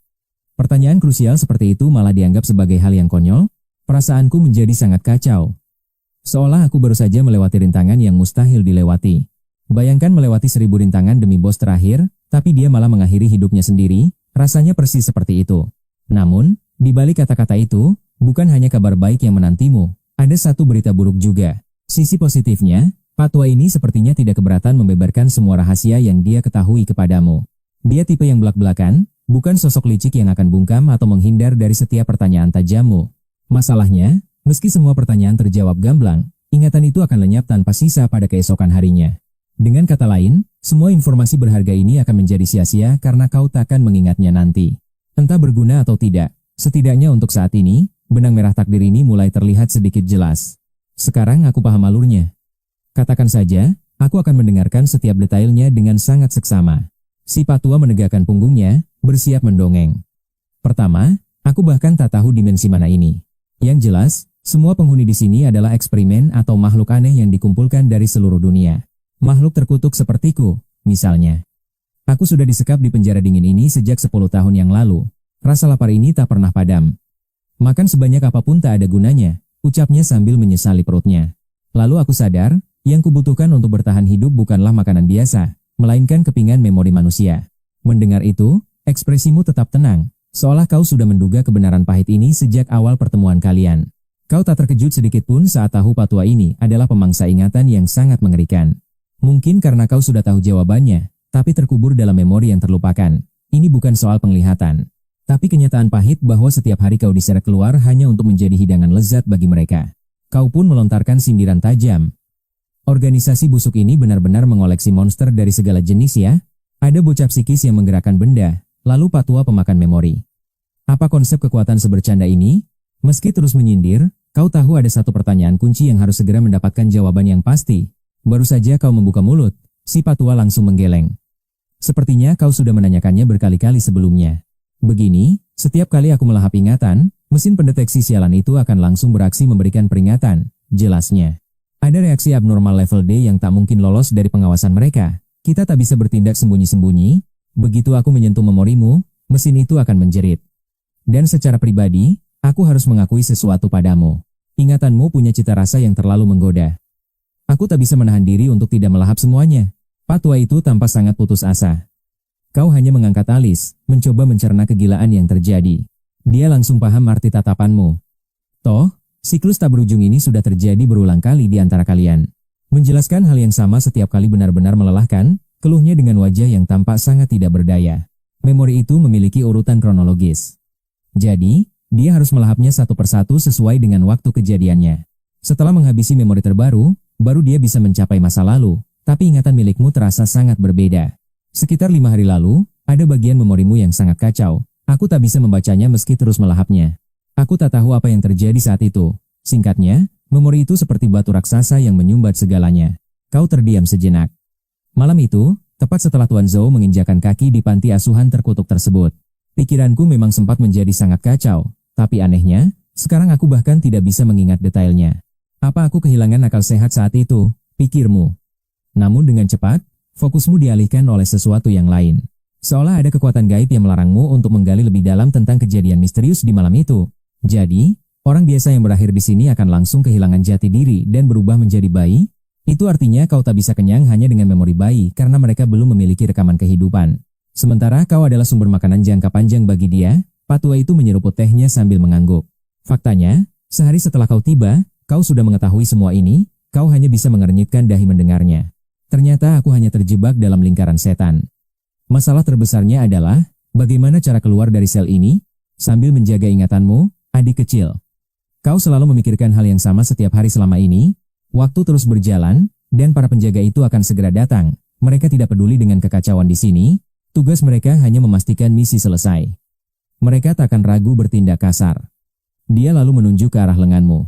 Beberapa hari lalu kau mencoba melawan karena tidak percaya, dan akhirnya kau dihajar sampai babak belur. Kamu menatap lebam di lenganmu. Semuanya sudah berakhir, sepertinya tidak ada lagi jalan keluar dari sini. Rasa putus asa menyergapmu. Berada di ruangan terkutuk ini berarti ingatanmu pasti akan segera dihapus selamanya. Sambil mencari celah, kamu terus memandangi tanda misterius di lenganmu selama waktu yang tersisa. Dengan terus memikirkannya, otakku mulai beradaptasi secara paksa. Dengan kata lain, ini adalah satu-satunya cara. Rencanaku adalah mengulur waktu sampai terbiasa, agar setiap pagi saat terbangun, aku bisa mengingat segalanya dengan jelas. Semuanya masih misteri, bahkan jika ini bisa membebaskanku dari siksaan amnesia. Namun, melihat bagaimana organisasi ini bekerja, melepaskan diri dari cengkraman mereka bukanlah hal yang mudah. Tingkat kesulitan untuk melarikan diri dari sini benar-benar mustahil, tak sesederhana keluar lewat toilet biasa. Hanya bisa menunggu kesempatan. Kamu pun duduk di depan pria tua itu dan mulai mengukir lagi. Angka 391 kembali diukir di kulitmu. Tiba-tiba, si kakek mendekatkan wajahnya padamu. Mulutnya terbuka lebar, meregang secara mengerikan persis seperti seekor ular yang siap memangsa korbannya. Sudut bibirnya tertarik hingga ke leher, siap menelan kepalamu utuh-utuh. Kamu melihat giginya yang kuning bernoda asap. Di dalam mulut itu, lidahnya menggeliat menjijikkan. Barulah kamu sadar dari mana asal rasa panik yang mencekam ini. Kecemasan yang merayap di hatimu sejak masuk ke ruangan ini akhirnya menemukan sumber kengerian yang nyata. Kau tidak sungguhan ingin menghisapnya, kan? Belum sempat kalimat itu usai, si kakek langsung melahap kepalamu. Seluruh kepalamu tertelan. Dengan suara rakus layaknya menyedot susu kacang, dia mulai menghisap habis semua memori milikmu. Perlahan tapi pasti, ingatanmu mulai memudar hingga akhirnya kamu jatuh ke dalam kegelapan yang tak berujung. Di saat yang sama, muncul ruang putih hampa. Di tengah kekosongan itu, tampak sebuah sangkar besi melayang. Di dalamnya ada sosok kurus kering dengan gaun ungu yang terlihat sangat usang dan berantakan. Dia terbaring lemas di tengah sangkar dengan tangan dan kaki yang terentang lebar, seolah sedang tertidur pulas. Wajahnya pucat pasi dengan hidung dan dagu yang lancip. Bibirnya tersenyum lebar hingga mencapai pangkal telinga. Dengan riasan merah aneh, dia tampak seperti badut konyol. Tiba-tiba, seseorang muncul secara misterius dari kegelapan. Pria itu berdiri tenang di depan sangkar, berhidung elang dan mengenakan topi pemburu serta mantel koklat tua. Sambil memegang pipa rokok, dia menatap sang badut dengan tatapan yang sangat tenang, seolah tanpa emosi sedikit pun. "Kakak, akhirnya kau datang," seru si badut dengan suara melengking yang memekakan telinga sambil membuka matanya. Matanya berbentuk segitiga terbalik dengan bagian putih yang mendominasi, membuat wajah pucatnya terlihat semakin mengerikan. Tak ada keindahan di sana, tapi siapapun yang menatap matanya akan langsung terhipnotis dan tak bisa berpaling. Sorot matanya sangat sulit dijelaskan, sebuah perpaduan antara kekacauan dan keanehan yang sangat luar biasa. Kesedihan mendalam bisa berubah menjadi haus darah dalam sekejap, berbagai emosi bergejolak hebat di dalam matanya. Singkatnya, hanya ada satu kata, kegilaan. Si badut itu pun tiba-tiba menerjang ke arah jeruji sangkar. Dengan sisa kekuatannya, dia berusaha memaksakan kepalanya keluar melewati celah sempit yang jelas-jelas sangat mustahil dilakukan. Namun dia terus mencoba sambil merengek pelan, "Aku mohon, biarkan aku keluar dari tempat terkutuk ini." Dia memohon dengan teriakan yang terdengar sangat menyakitkan bagi siapapun yang mendengarnya. Tapi anehnya, ekspresinya justru terlihat sangat bersemangat. Senyuman mengerikan itu benar-benar membuat bulu kuduk berdiri. Pria dengan pipa rokok di luar sangkar itu sama sekali tidak bergeming ataupun menunjukkan reaksi. "Aku tahu kau akan mengeluarkanku. Jangan berpura-pura, karena kita adalah jenis yang sama." Sang pria tetap membisu, menyembunyikan semua perasaannya jauh di lubuk hati yang paling dalam tanpa celah. Si badut tak peduli dengan sikap dingin itu dan terus menempelkan wajahnya ke jeruji dengan nekat. Matanya yang tajam menatap intens ke arah pria itu. Apa kau merasa bosan di luar sana? Pria itu melepas pipa dari mulutnya, lalu membuang abunya ke dalam kehampaan putih di bawah kakinya. Melihat itu, si badut tertawa terbahak-bahak hingga berguling di lantai sangkar. Ingatkah saat terakhir kali kau bebas? Kau menggigit seseorang sampai mati dan menyayat mulutnya dengan pisau, ucap pria itu dengan sangat tenang. Mendengar itu, si badut langsung memasang wajah polos tak berdosa. Bukan aku, itu bukan salahku. Lihatlah dia saat itu, dia tidak terlihat bahagia. Jadi aku memutuskan untuk membantunya sedikit. Dan sekarang dia tertawa selamanya. Pria itu terdiam, merasa tak berdaya menghadapi situasi gila ini. Hanya aku yang sanggup melakukannya. Sang badut terus mengoceh tanpa henti di sana. Kita terjebak di jalan buntu. Dia akan terus dihantui masalah yang sama selamanya. Siksaan yang sungguh mengerikan, bukan? Kumohon, biarkan aku bebas dari kegelapan ini. Berikan aku sedikit hiburan. Pria misterius itu hanya membisu sambil menyimpan kembali pipanya. Dia menghilang ke dalam kehampaan, meninggalkan kesunyian yang mencekam di sekelilingmu. Ruangan itu dipenuhi tawa gila sang badut. Perlahan, kau mulai membuka matamu kembali. Senyum aneh terukir di wajahmu yang terluka. Lalu, terdengar ketukan keras di pintu. Suara dentuman tongkat bergema kuat. Sarapan pagi pun didorong masuk melalui celah pintu. Kau menatap roti itu, menggigitnya perlahan, lalu mengangguk dengan rasa puas yang aneh. Waktu berlalu hingga makan siang tiba. Kau hanya makan sedikit lalu berbaring malas. Kau menggulung sprei itu dengan lincah, persis seperti penjual balon di taman kota. Bentuk anjing kecil pun tercipta. Kau menghabiskan seluruh hari hanya dengan melakukan itu. Kau mengabaikan ingatan yang hilang, seperti anak kecil yang sedang menanti pesta besar. Rasa bosan itu tertutup oleh gairah penantian.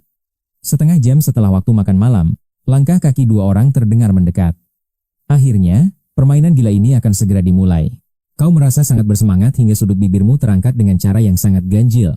Pintu terbuka. Dua penjaga menyuruhmu keluar. Kau menurut tanpa mengucapkan sepatah kata pun. Diapit dua penjaga, kau berjalan melewati lorong yang pernah hangus terbakar api itu. Petugas telah bekerja keras, namun sisa-sisa jelaga hitam masih terlihat jelas di sana. Penjaga menyapa si pembersih dengan nada mengejek yang penuh dengan niat jahat. Mata petugas itu lebam membiru akibat perkelahian, namun ia tampak sangat bersemangat hari ini. Kami berbincang akrab.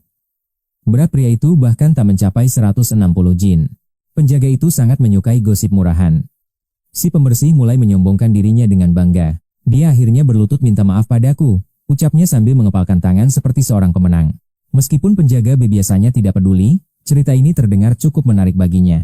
Bayangkan saja, ketakutannya saat pulang ke rumah. Istrinya pasti sudah menunggu dengan marah. Tawa pecah seketika. Namun tiba-tiba, suara tawa melengking yang tajam memecah suasana itu. Mereka menatapmu penuh kebingungan. Mengapa kau tertawa begitu keras di saat seperti ini? Sambil terengah-engah, kau menjawab bahwa ini sangat lucu. Mereka semua langsung terdiam kaku. Kau menertawakan mereka. Sebelum teror itu datang, mereka masih sempat bersenda gurau begini. Benar-benar lelucon yang hebat. Tawamu meledak lagi dan tidak bisa dihentikan sama sekali. Hentikan tawa menjijikan itu. Salah satu penjaga mendorongmu dengan wajah penuh amarah. Wajahmu membuatku mual. Cepat jalan dan selesaikan urusanmu untuk hari yang aneh ini. Kau benar-benar monster yang aneh.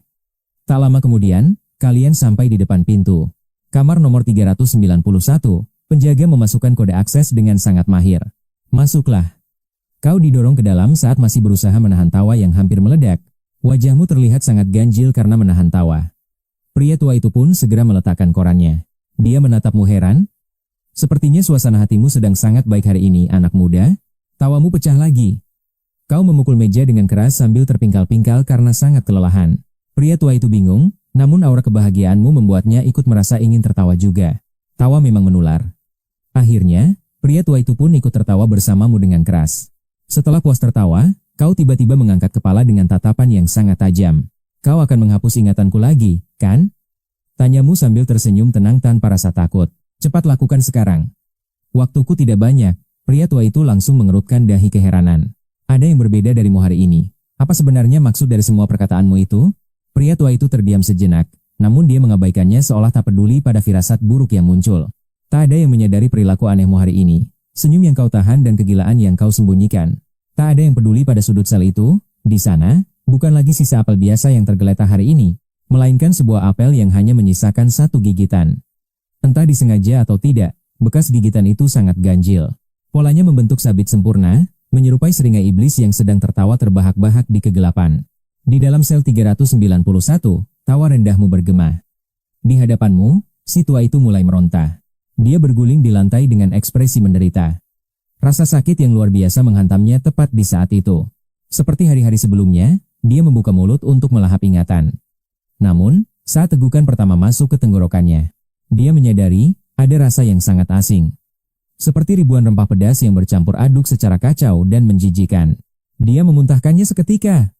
Sisa air liur itu kini mengotori pipimu yang pucat dan terasa sangat lengket. Rambutmu berantakan dan basah, pemandangan yang sangat tidak nyaman. Namun, kau sama sekali tidak merasa terganggu. Kau hanya menatapnya dengan senyum ganjil yang mengerikan. Bagaimana rasanya? Tanyamu dengan nada yang sangat dingin. Pria tua itu tak mampu menjawab. Kepalanya terasa seolah ingin pecah oleh serangan yang datang tiba-tiba. Sesuatu yang kacau telah menginvasi pikirannya dan menghancurkan logikanya. Kau menatap penderitaannya dengan penuh minat. Kau bertanya dengan nada cemas yang palsu, apa kau salah makan? Tentu saja, dia tidak bisa menjawabmu. Pikirannya sudah terlalu hancur untuk merespons apapun. Dia bahkan tidak bisa memahami mengapa semua ini terjadi. Dia tak lagi sanggup mengingat sosokmu yang duduk di depannya. Tatapannya kini benar-benar kosong dan hancur. Kekacauan di otaknya mencapai puncak hingga dia menjerit histeris, lalu ambruk tak berdaya di lantai yang dingin. Kamera pengawas di sudut ruangan merekam segalanya dengan jelas, namun tak ada satupun orang yang melihatnya. Itu karena penjaga yang bertugas benar-benar tidak bertanggung jawab. Sekitar 1 minggu yang lalu, sebuah insiden terjadi. Dia salah memutar cakram padat, yang memicu kemarahan besar dari subjek nomor 419. Makhluk bertemperamen buruk itu membakar seluruh ruangan hingga api ganas menyembur keluar dari jendela layanan selnya. Lorong itu ikut hangus terbakar. Akibatnya, kemarin malam, seorang agen pembersih datang dan memberinya pelajaran yang sangat keras. Tak hanya dihajar habis-habisan, penjaga itu juga dipaksa mentraktir minum di bar paling mahal di kota ini. Setelah pulang, dia harus berlutut semalaman di ruang tamu. Jadi, di saat yang sangat krusial ini, sang penjaga sedang tertidur lelap karena kelelahan. Dia melewatkan semua aksi aneh dari subjek 391. Anomali dari subjek nomor 0 itu luput dari pengawasan. Sejujurnya, memang tak banyak yang mau melihat rekaman itu. Cara makan pria tua itu terlalu menjijikkan untuk ditonton. Semua kebetulan kecil ini kini menyatu menjadi sebuah bencana. Akibat memakan sesuatu yang salah, sang pria tua harus berguling di lantai selama 2 menit penuh tanpa bantuan. Kau duduk santai di kursi, menikmati pemandangan itu seolah-olah sedang menonton sebuah pertunjukan teater yang sangat menarik. Namun kau merasa sedikit bosan. Mengapa penjaga belum juga datang? Kau pun menuangkan secangkir teh dengan tenang. Tahu tidak? Ibuku dulu bilang, jangan pernah mengambil barang milik orang lain secara sembarangan, ucapmu pelan. Setelah mengatakan itu, kau tertawa lagi. Di tengah tawamu, si tua itu masih memegangi kepalanya yang kesakitan. Ekspresinya sangat mengerikan, namun seperti yang kubilang, tawa itu menular. Lihatlah apa yang terjadi pada wajahnya. Sudut bibirnya perlahan mulai tertarik ke atas secara paksa. Di luar pintu sel, 2 penjaga sedang asyik mengobrol. Penjaga A dan penjaga B sedang berdiskusi. Kudengar minggu lalu markas pusat kedatangan entitas tingkat kelas S lagi. Penjaga B memutar tongkatnya dengan bosan. Baginya, tempat ini tidak buruk karena hanya berisi entitas tingkat kelas C. Dia meremehkan situasi, tak tahu bagaimana orang-orang di markas pusat berjuang bertahan hidup setiap harinya di sana. Menghadapi hal-hal mengerikan setiap detik benar-benar akan menghancurkan kewarasan. Mereka harus menjalani tes psikologi setiap bulan. Banyak dari mereka yang akhirnya benar-benar kehilangan akal.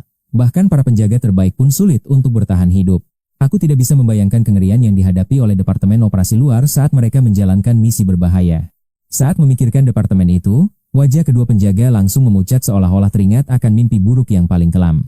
Percakapan santai mereka terhenti seketika. Tiba-tiba, sebuah suara alarm yang sangat keras memecah keheningan di lorong itu. Ini bukan alarm biasa yang berbunyi saat pria tua itu makan. Ini adalah tanda bahaya yang sesungguhnya. Alarm tingkat darurat yang memekakan telinga berbunyi. Cahaya putih yang menyilaukan kini memenuhi seluruh lorong fasilitas tersebut. Lampu peringatan mendadak menyala merah pekat. Level anomali 391 terdeteksi. Suara bising mesin memenuhi ruangan. Penjaga A panik luar biasa sementara penjaga B membeku kebingungan. Dia menarik paksa kartu aksesnya. Sial, apa si tua bangka itu sudah mati tersedak? Berbekal shotgun dan tongkat pemukul, mereka merangsek masuk. Namun, pemandangan di dalam benar-benar mengerikan. Pria tua itu berlutut kaku di lantai.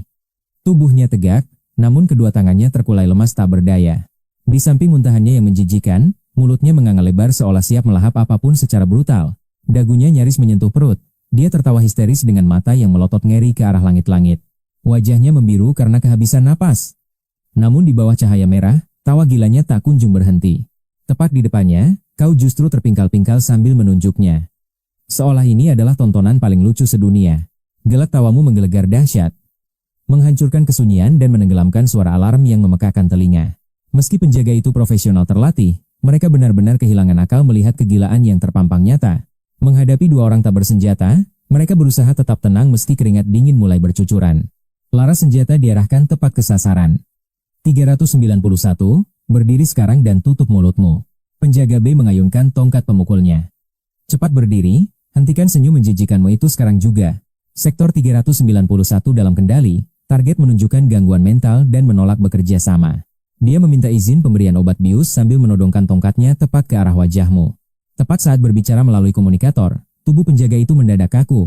Dia membeku total dalam sekejap, suara seseorang terdengar dari balik helm taktisnya. Namun, tak ada satupun instruksi yang bisa dipahami.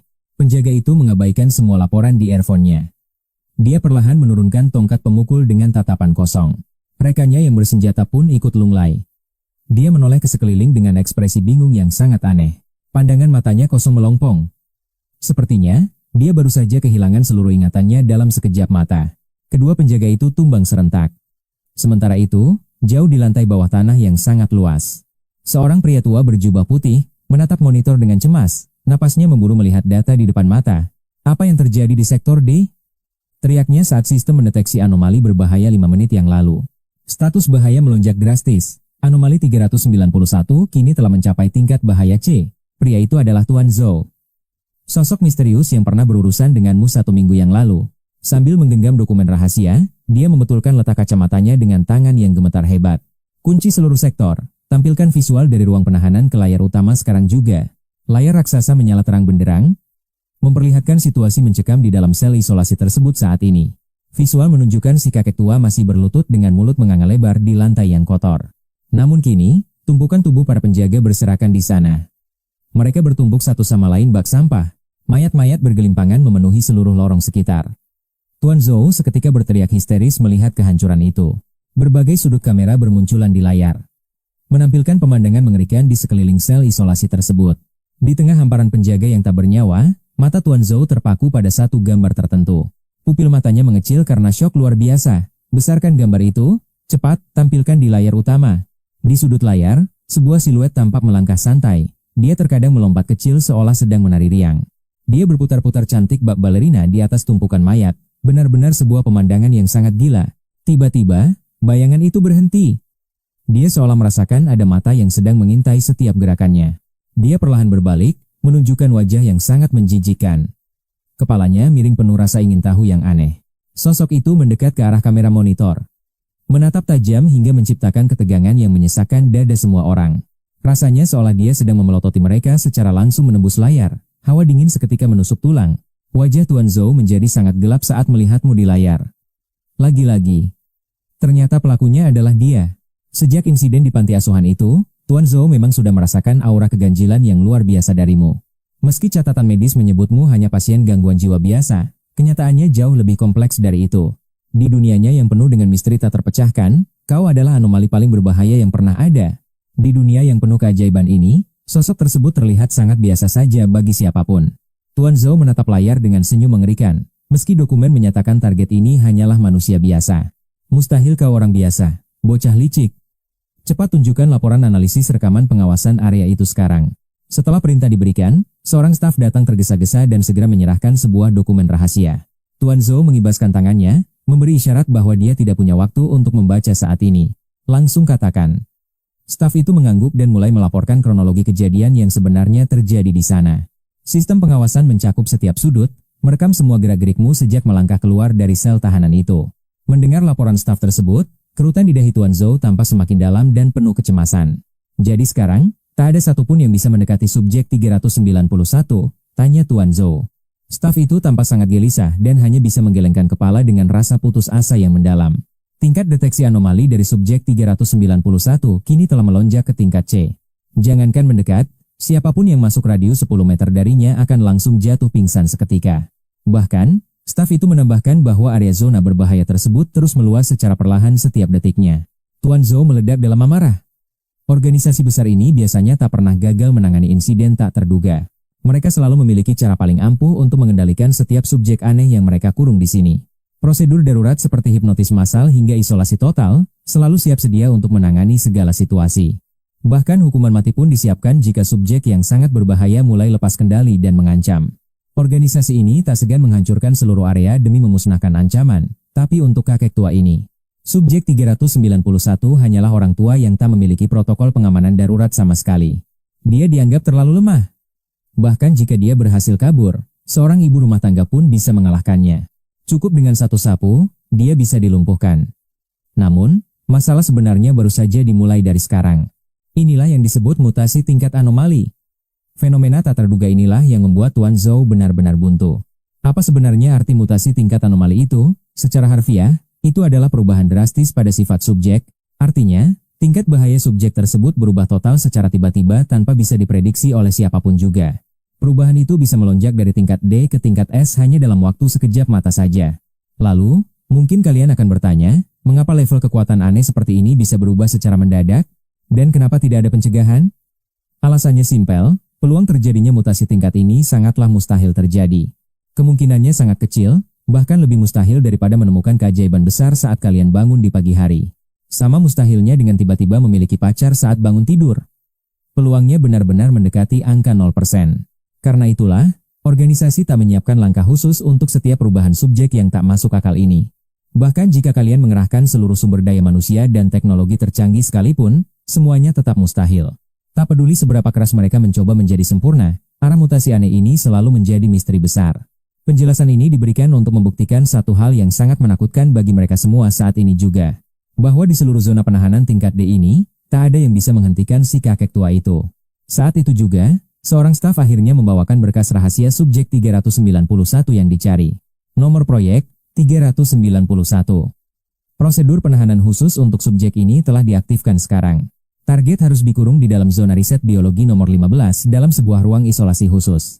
Ruangan standar untuk subjek humanoid ini telah dimodifikasi secara khusus demi memenuhi kebutuhan target tersebut. Interior sel tersebut sengaja dibangun agar sangat mirip dengan lingkungan tempat tinggal aslinya selama ini. Selama bertahun-tahun, subjek tua ini dianggap sama sekali tidak memiliki potensi ancaman yang membahayakan mereka. Oleh karena itu, tidak ada penjagaan ketat maupun pengawasan khusus dari personel keamanan yang diberikan padanya. Kebutuhan harian seperti teh dan koran boleh diberikan secara bebas dengan seizin dari petugas keamanan setempat. Target juga wajib diberikan jaminan untuk melakukan kontak harian dengan satu orang manusia lainnya secara rutin. Seorang dewasa sehat yang tidak mengancam, masih ada beberapa lembar halaman tersisa di dalam berkas itu. Namun Tuan Zhou membanting dokumen itu.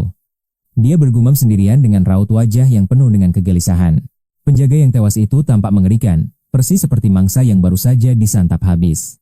Sepertinya subjek 391 berevolusi dan mampu menelan memori target secara langsung. Pandangannya terpaku pada layar monitor. Melihatmu sedang santai duduk di atas bahu penjaga malang itu. Kenapa bocah ini sama sekali tidak terpengaruh? Batin Tuan Zhou sembari melihatmu melepas helm taktis itu. Ternyata, subjek 391 tidak bisa menyerap memori dari para pasien jiwa. Fenomena ini benar-benar aneh. Setelah kekacauan ini berakhir, penelitian mendalam harus segera dilakukan. Sialan. Kapan robot pelumpuh itu sampai? Teriak Tuan Zhou murka menanti bala bantuan yang terlambat. Seluruh staf gemetar ketakutan saat menjawab dengan suara terbata. Masih butuh 20 menit lagi. Jangan banyak alasan. Amarah Tuan Zhou meledak karena lokasi mereka dekat dengan sel tahanan berbahaya. Sel nomor 416 berada tepat di sebelah subjek 391. Zona bahaya akan segera meluas. Tuan Zhou memijat dahinya dengan tegang sembari menahan kecemasan hebat. Subjek 416 sangat berbahaya. Jika memorinya terhisap, kehancuran besar pasti akan terjadi. Kekacauan total sedang mengintai, sementara di layar monitor kau terus berusaha melakukan sesuatu dengan gigih. Akhirnya kau berhasil merampas helm anti huru-hara itu dan memakainya dengan riang di hadapan Tuan Zhou. Ia menghela napas panjang, mencoba meredam emosi sebelum terpaksa mengaktifkan jalur komunikasi ke koridor itu. Ini satu-satunya cara tercepat. Sementara itu, di koridor gelap zona penahanan level D yang mencekam, kau sedang asyik memeriksa senapan shotgun, saat tiba-tiba suara statis mikrofon memecah kesunyian koridor tersebut. Kau tahu itu suara Tuan Zhou, namun kau sama sekali tidak peduli dan terus melanjutkan aksimu. Kau malah sibuk menjara sepatu sang penjaga. Tuan Zhou langsung membentak, dengar, aku Aku ingin kau. Belum sempat ia selesai bicara, kau langsung memotongnya dan membuka penutup wajah helm barumu itu. Dengan seringai nakal ke arah kamera pengawas, kau berucap dingin, aku menolak. Seketika suasana menjadi hening. Hanya suara desis komunikator yang terdengar. Kau tidak bisa lari. Dalam 20 menit, semua berakhir. Suara Tuan Zhou terdengar begitu kelam dan tajam, cukup untuk membuat bulu kuduk siapapun merinding. Kau hanya mengangguk santai, lalu kembali asyik merobek seragam taktis milik penjaga yang sudah tumbang. Kau jelas-jelas mengabaikannya. Napas Tuan Zhou memburu berat, kemarahannya terasa begitu nyata meski lewat suara. Apa yang sebenarnya kau rencanakan? Tuan Zhou meledak, tak mampu lagi membendung emosi yang meluap-luap. Saat itu, kau sudah mengenakan seragam penjaga dengan lengkap, dan berdiri tepat di hadapan monitor. Apa kau buta? Aku sedang menyamar jadi penjaga, ucapmu sambil mengedikan bahu dengan wajah bosan. Penyamaran itu tidak berguna. Aku bisa mengawasi setiap gerak-gerikmu melalui sistem pemantau ini, balasnya sinis. Semua kamera tahan peluru. Dalam 18 menit lagi, kau akan segera meringkuk di dalam sel. Kau akan menyesal karena telah membangkang. Jadi, sebaiknya kau mulai bekerja sama denganku sekarang juga. Namun kau justru melambaikan tangan dengan malas, menunjukkan raut wajah yang sangat tidak sabar dengannya. Berisik sekali, padahal kupikir kau orang yang menarik, keluhmu sambil menghela napas panjang penuh kekecewaan. Tapi terima kasih infonya soal kamera itu. Kau tahu kan, aku ini orangnya sangat lembut. Aku benci kekerasan, ucapmu tenang sambil memungut kembali baju tahanan yang tadi kau tanggalkan itu. Saat kau hendak menutupi lensa kamera, kegelisahan aneh mulai menyelimuti hati Tuan Zhou secara tiba-tiba. Instingnya berteriak jika bocah ini menghilang dari pandangannya, bencana besar pasti akan segera terjadi. Menutup kamera itu sia-sia. Aku akan memeriksa setiap wajah penjaga. Apa sebenarnya maumu? Teriaknya panik. Kau mencibir malas, seolah-olah sedang menghadapi anak kecil yang sangat lambat dalam berpikir dan memahami. Terlalu banyak tanya. Baiklah, akan kuberitahu niatku yang sebenarnya, sahutmu dengan nada yang jenuh. Jawabanmu belum tuntas, namun Tuan Zhou sepertinya sudah bisa menebak arah pembicaraanmu yang sangat berbahaya. Jangan harap bisa membuka pintu itu. Kau hanya terjebak dalam delusi konyol, teriaknya memotong ucapanmu. Diam di sana sampai aku menangkapmu. Biar kau sadar betapa bodohnya tindakanmu saat ini, bocah. Amarah Tuan Zhou mencapai puncaknya. Hari ini ia berteriak lebih banyak daripada akumulasi beberapa tahun terakhir. Kau hanya mengernyit. Suara ocehannya terasa memekakan telinga, hingga kau tak lagi berniat menutupi kamera. Kau melangkah mantap menuju ruang 391. Tuan Zhou mulai berkeringat dingin. Dia yakin pintu segel itu mustahil ditembus. Namun, bagaimana jika kau benar-benar sanggup membukanya? Akses membutuhkan kartu dan kode rahasia. Mustahil kau mengetahuinya, kan? Pikirannya berkecamuk penuh keraguan. Sejujurnya, saat itu kecemasan hebat mulai menggerogoti nyali Tuan Zhou yang biasanya selalu tenang. Dari layar, ia melihatmu mengenakan baju anti huru-hara, melompati mayat para penjaga dengan sangat santai. Instingnya berteriak bahaya besar. Perasaan mencekam ini mengingatkannya pada misi maut di masa mudanya. Jika kau benar-benar tahu kodenya, situasi ini akan menjadi bencana total yang tak terkendali. Sel penahanan 391 sudah di depan mata. Toh, tak ada penjaga tersisa. Memori akan dihapus saat keluar, namun kode di zona ini ternyata memiliki pola yang serupa. Mari kita lihat rencanamu. Kau berjalan tenang, seolah-olah sedang menikmati tamasya di neraka ini. Di depan sel 391, si kakek gila masih tertawa. Kau memungut kartu akses. Lalu kau beralih ke pintu 416, kenapa memilih sel yang berbeda dari tujuan? Kau hanya penasaran? Ingin melihat sosok di balik jeruji besi yang konon sangat mengerikan itu? Monster kecil penyembur api penyuka lagu anak-anak. Kau mulai menekan kode 9527. Itu kode sel si kakek, tapi pintu tak bergeming. Kau mendengus kesal karena prediksimu meleset. Kau tahu, penjaga malas itu tak mungkin menggunakan kode yang sama untuk setiap ruangan berbeda. Setiap sel punya sandi unik. Mengingat semuanya setiap hari pasti sangat membingungkan bagi manusia biasa. Kali ini kau mencoba 9528. Cek like. Pintu akhirnya terbuka lebar. Akhirnya, wujud asli subjek 416 terlihat. Sesuai dugaan, penampilannya sama sekali tidak menarik. Bocah temperamental itu terlihat buruk rupa. 15 menit berlalu, kau terus melangkah melakukan kekacauan. Berbekal kartu akses curian, 3 pintu sel kau jebol sekaligus. Entitas aneh mulai merayap keluar. Prediksimu tepat. Seluruh zona penahanan berubah menjadi lautan kekacauan yang mengerikan dan tak terkendali. Belum lagi si kakek yang terus tertawa konyol. Jangkauan penyerapan memorinya semakin meluas dan mengancam. Reaksi berantai pun tercipta. Fasilitas ini berada di ambang kehancuran total sejak pertama kali dibangun. Krisis terbesar sepanjang sejarah pun dimulai. Tapi tunggu, semua itu sebenarnya belum terjadi sekarang. Tuan Zhou menatap punggungmu dengan ketakutan luar biasa. Ia pun mengambil keputusan paling krusial dalam hidupnya. Tuan Zhou meneriakkan namamu. Kau terpaku, seolah baru teringat kembali pada identitas yang sempat terlupakan. Ada apa? Kau menoleh ke kamera pengawas sambil menyunggingkan senyum tipis yang penuh misteri. Tuan Zhou menarik napas panjang. Bisa bantu aku? Tidak, mari kita lakukan sebuah pertukaran. Pertukaran? Kau mulai tertarik. Zhou memintamu segera masuk ke ruang 391. Hajar kakek yang tertawa konyol itu. Benamkan kepalanya ke wastafel atau buat dia pingsan seketika. Lakukan apapun asal dia tidak sadar. Tuan Zhou menjeda kalimatnya dengan nada yang sangat serius. Aku berjanji akan membebaskanmu. Kau terdiam, seolah tak percaya dengan tawaran gila yang baru terdengar. Tawamu meledak seketika. Janji? Lucu sekali kau memakai kata itu. Kau terus tertawa tanpa henti. Aku serius. Teriak Tuan Zhou. Tapi kau tak peduli dan tetap tertawa terbahak-bahak meremehkannya. Lalu apa maumu? Bentak Zhou dengan suara parau. Akhirnya, kau berhenti tertawa setelah merasa puas. Sambil memegangi perut yang kram, kau berkata, kalau begitu, nyanyikan sebuah lagu untukku sekarang. Tuan Zhou, terperangah tak percaya. Lagu? Tanyanya bingung. Ya, biarkan aku berpikir lagu apa. Kau berlaga berpikir keras. Bagaimana kalau lagu ulang tahun? Mungkin hari ini adalah hari kelahiranku. Tuan Zhou mengerutkan kening. Baginya, ini adalah permintaan paling sinting dari seorang psikopat sepertimu. Hanya itu, kau menatapnya tajam, seolah sedang menghina logika berpikirnya yang sangat sempit itu. Tentu saja tidak semudah itu. Tapi untuk saat ini, ada hal lain yang lebih penting. Aku butuh musik agar bisa berpikir jernih soal permintaanku. Cepatlah, kau sedang membuang waktu. Tuan Zhou benar-benar naik pitam. Dia merasa kau hanya sedang mempermainkan emosinya dengan sengaja. Namun di sisi lain, dia benar-benar tak berdaya menghadapi kegilaanmu yang tak terduga ini.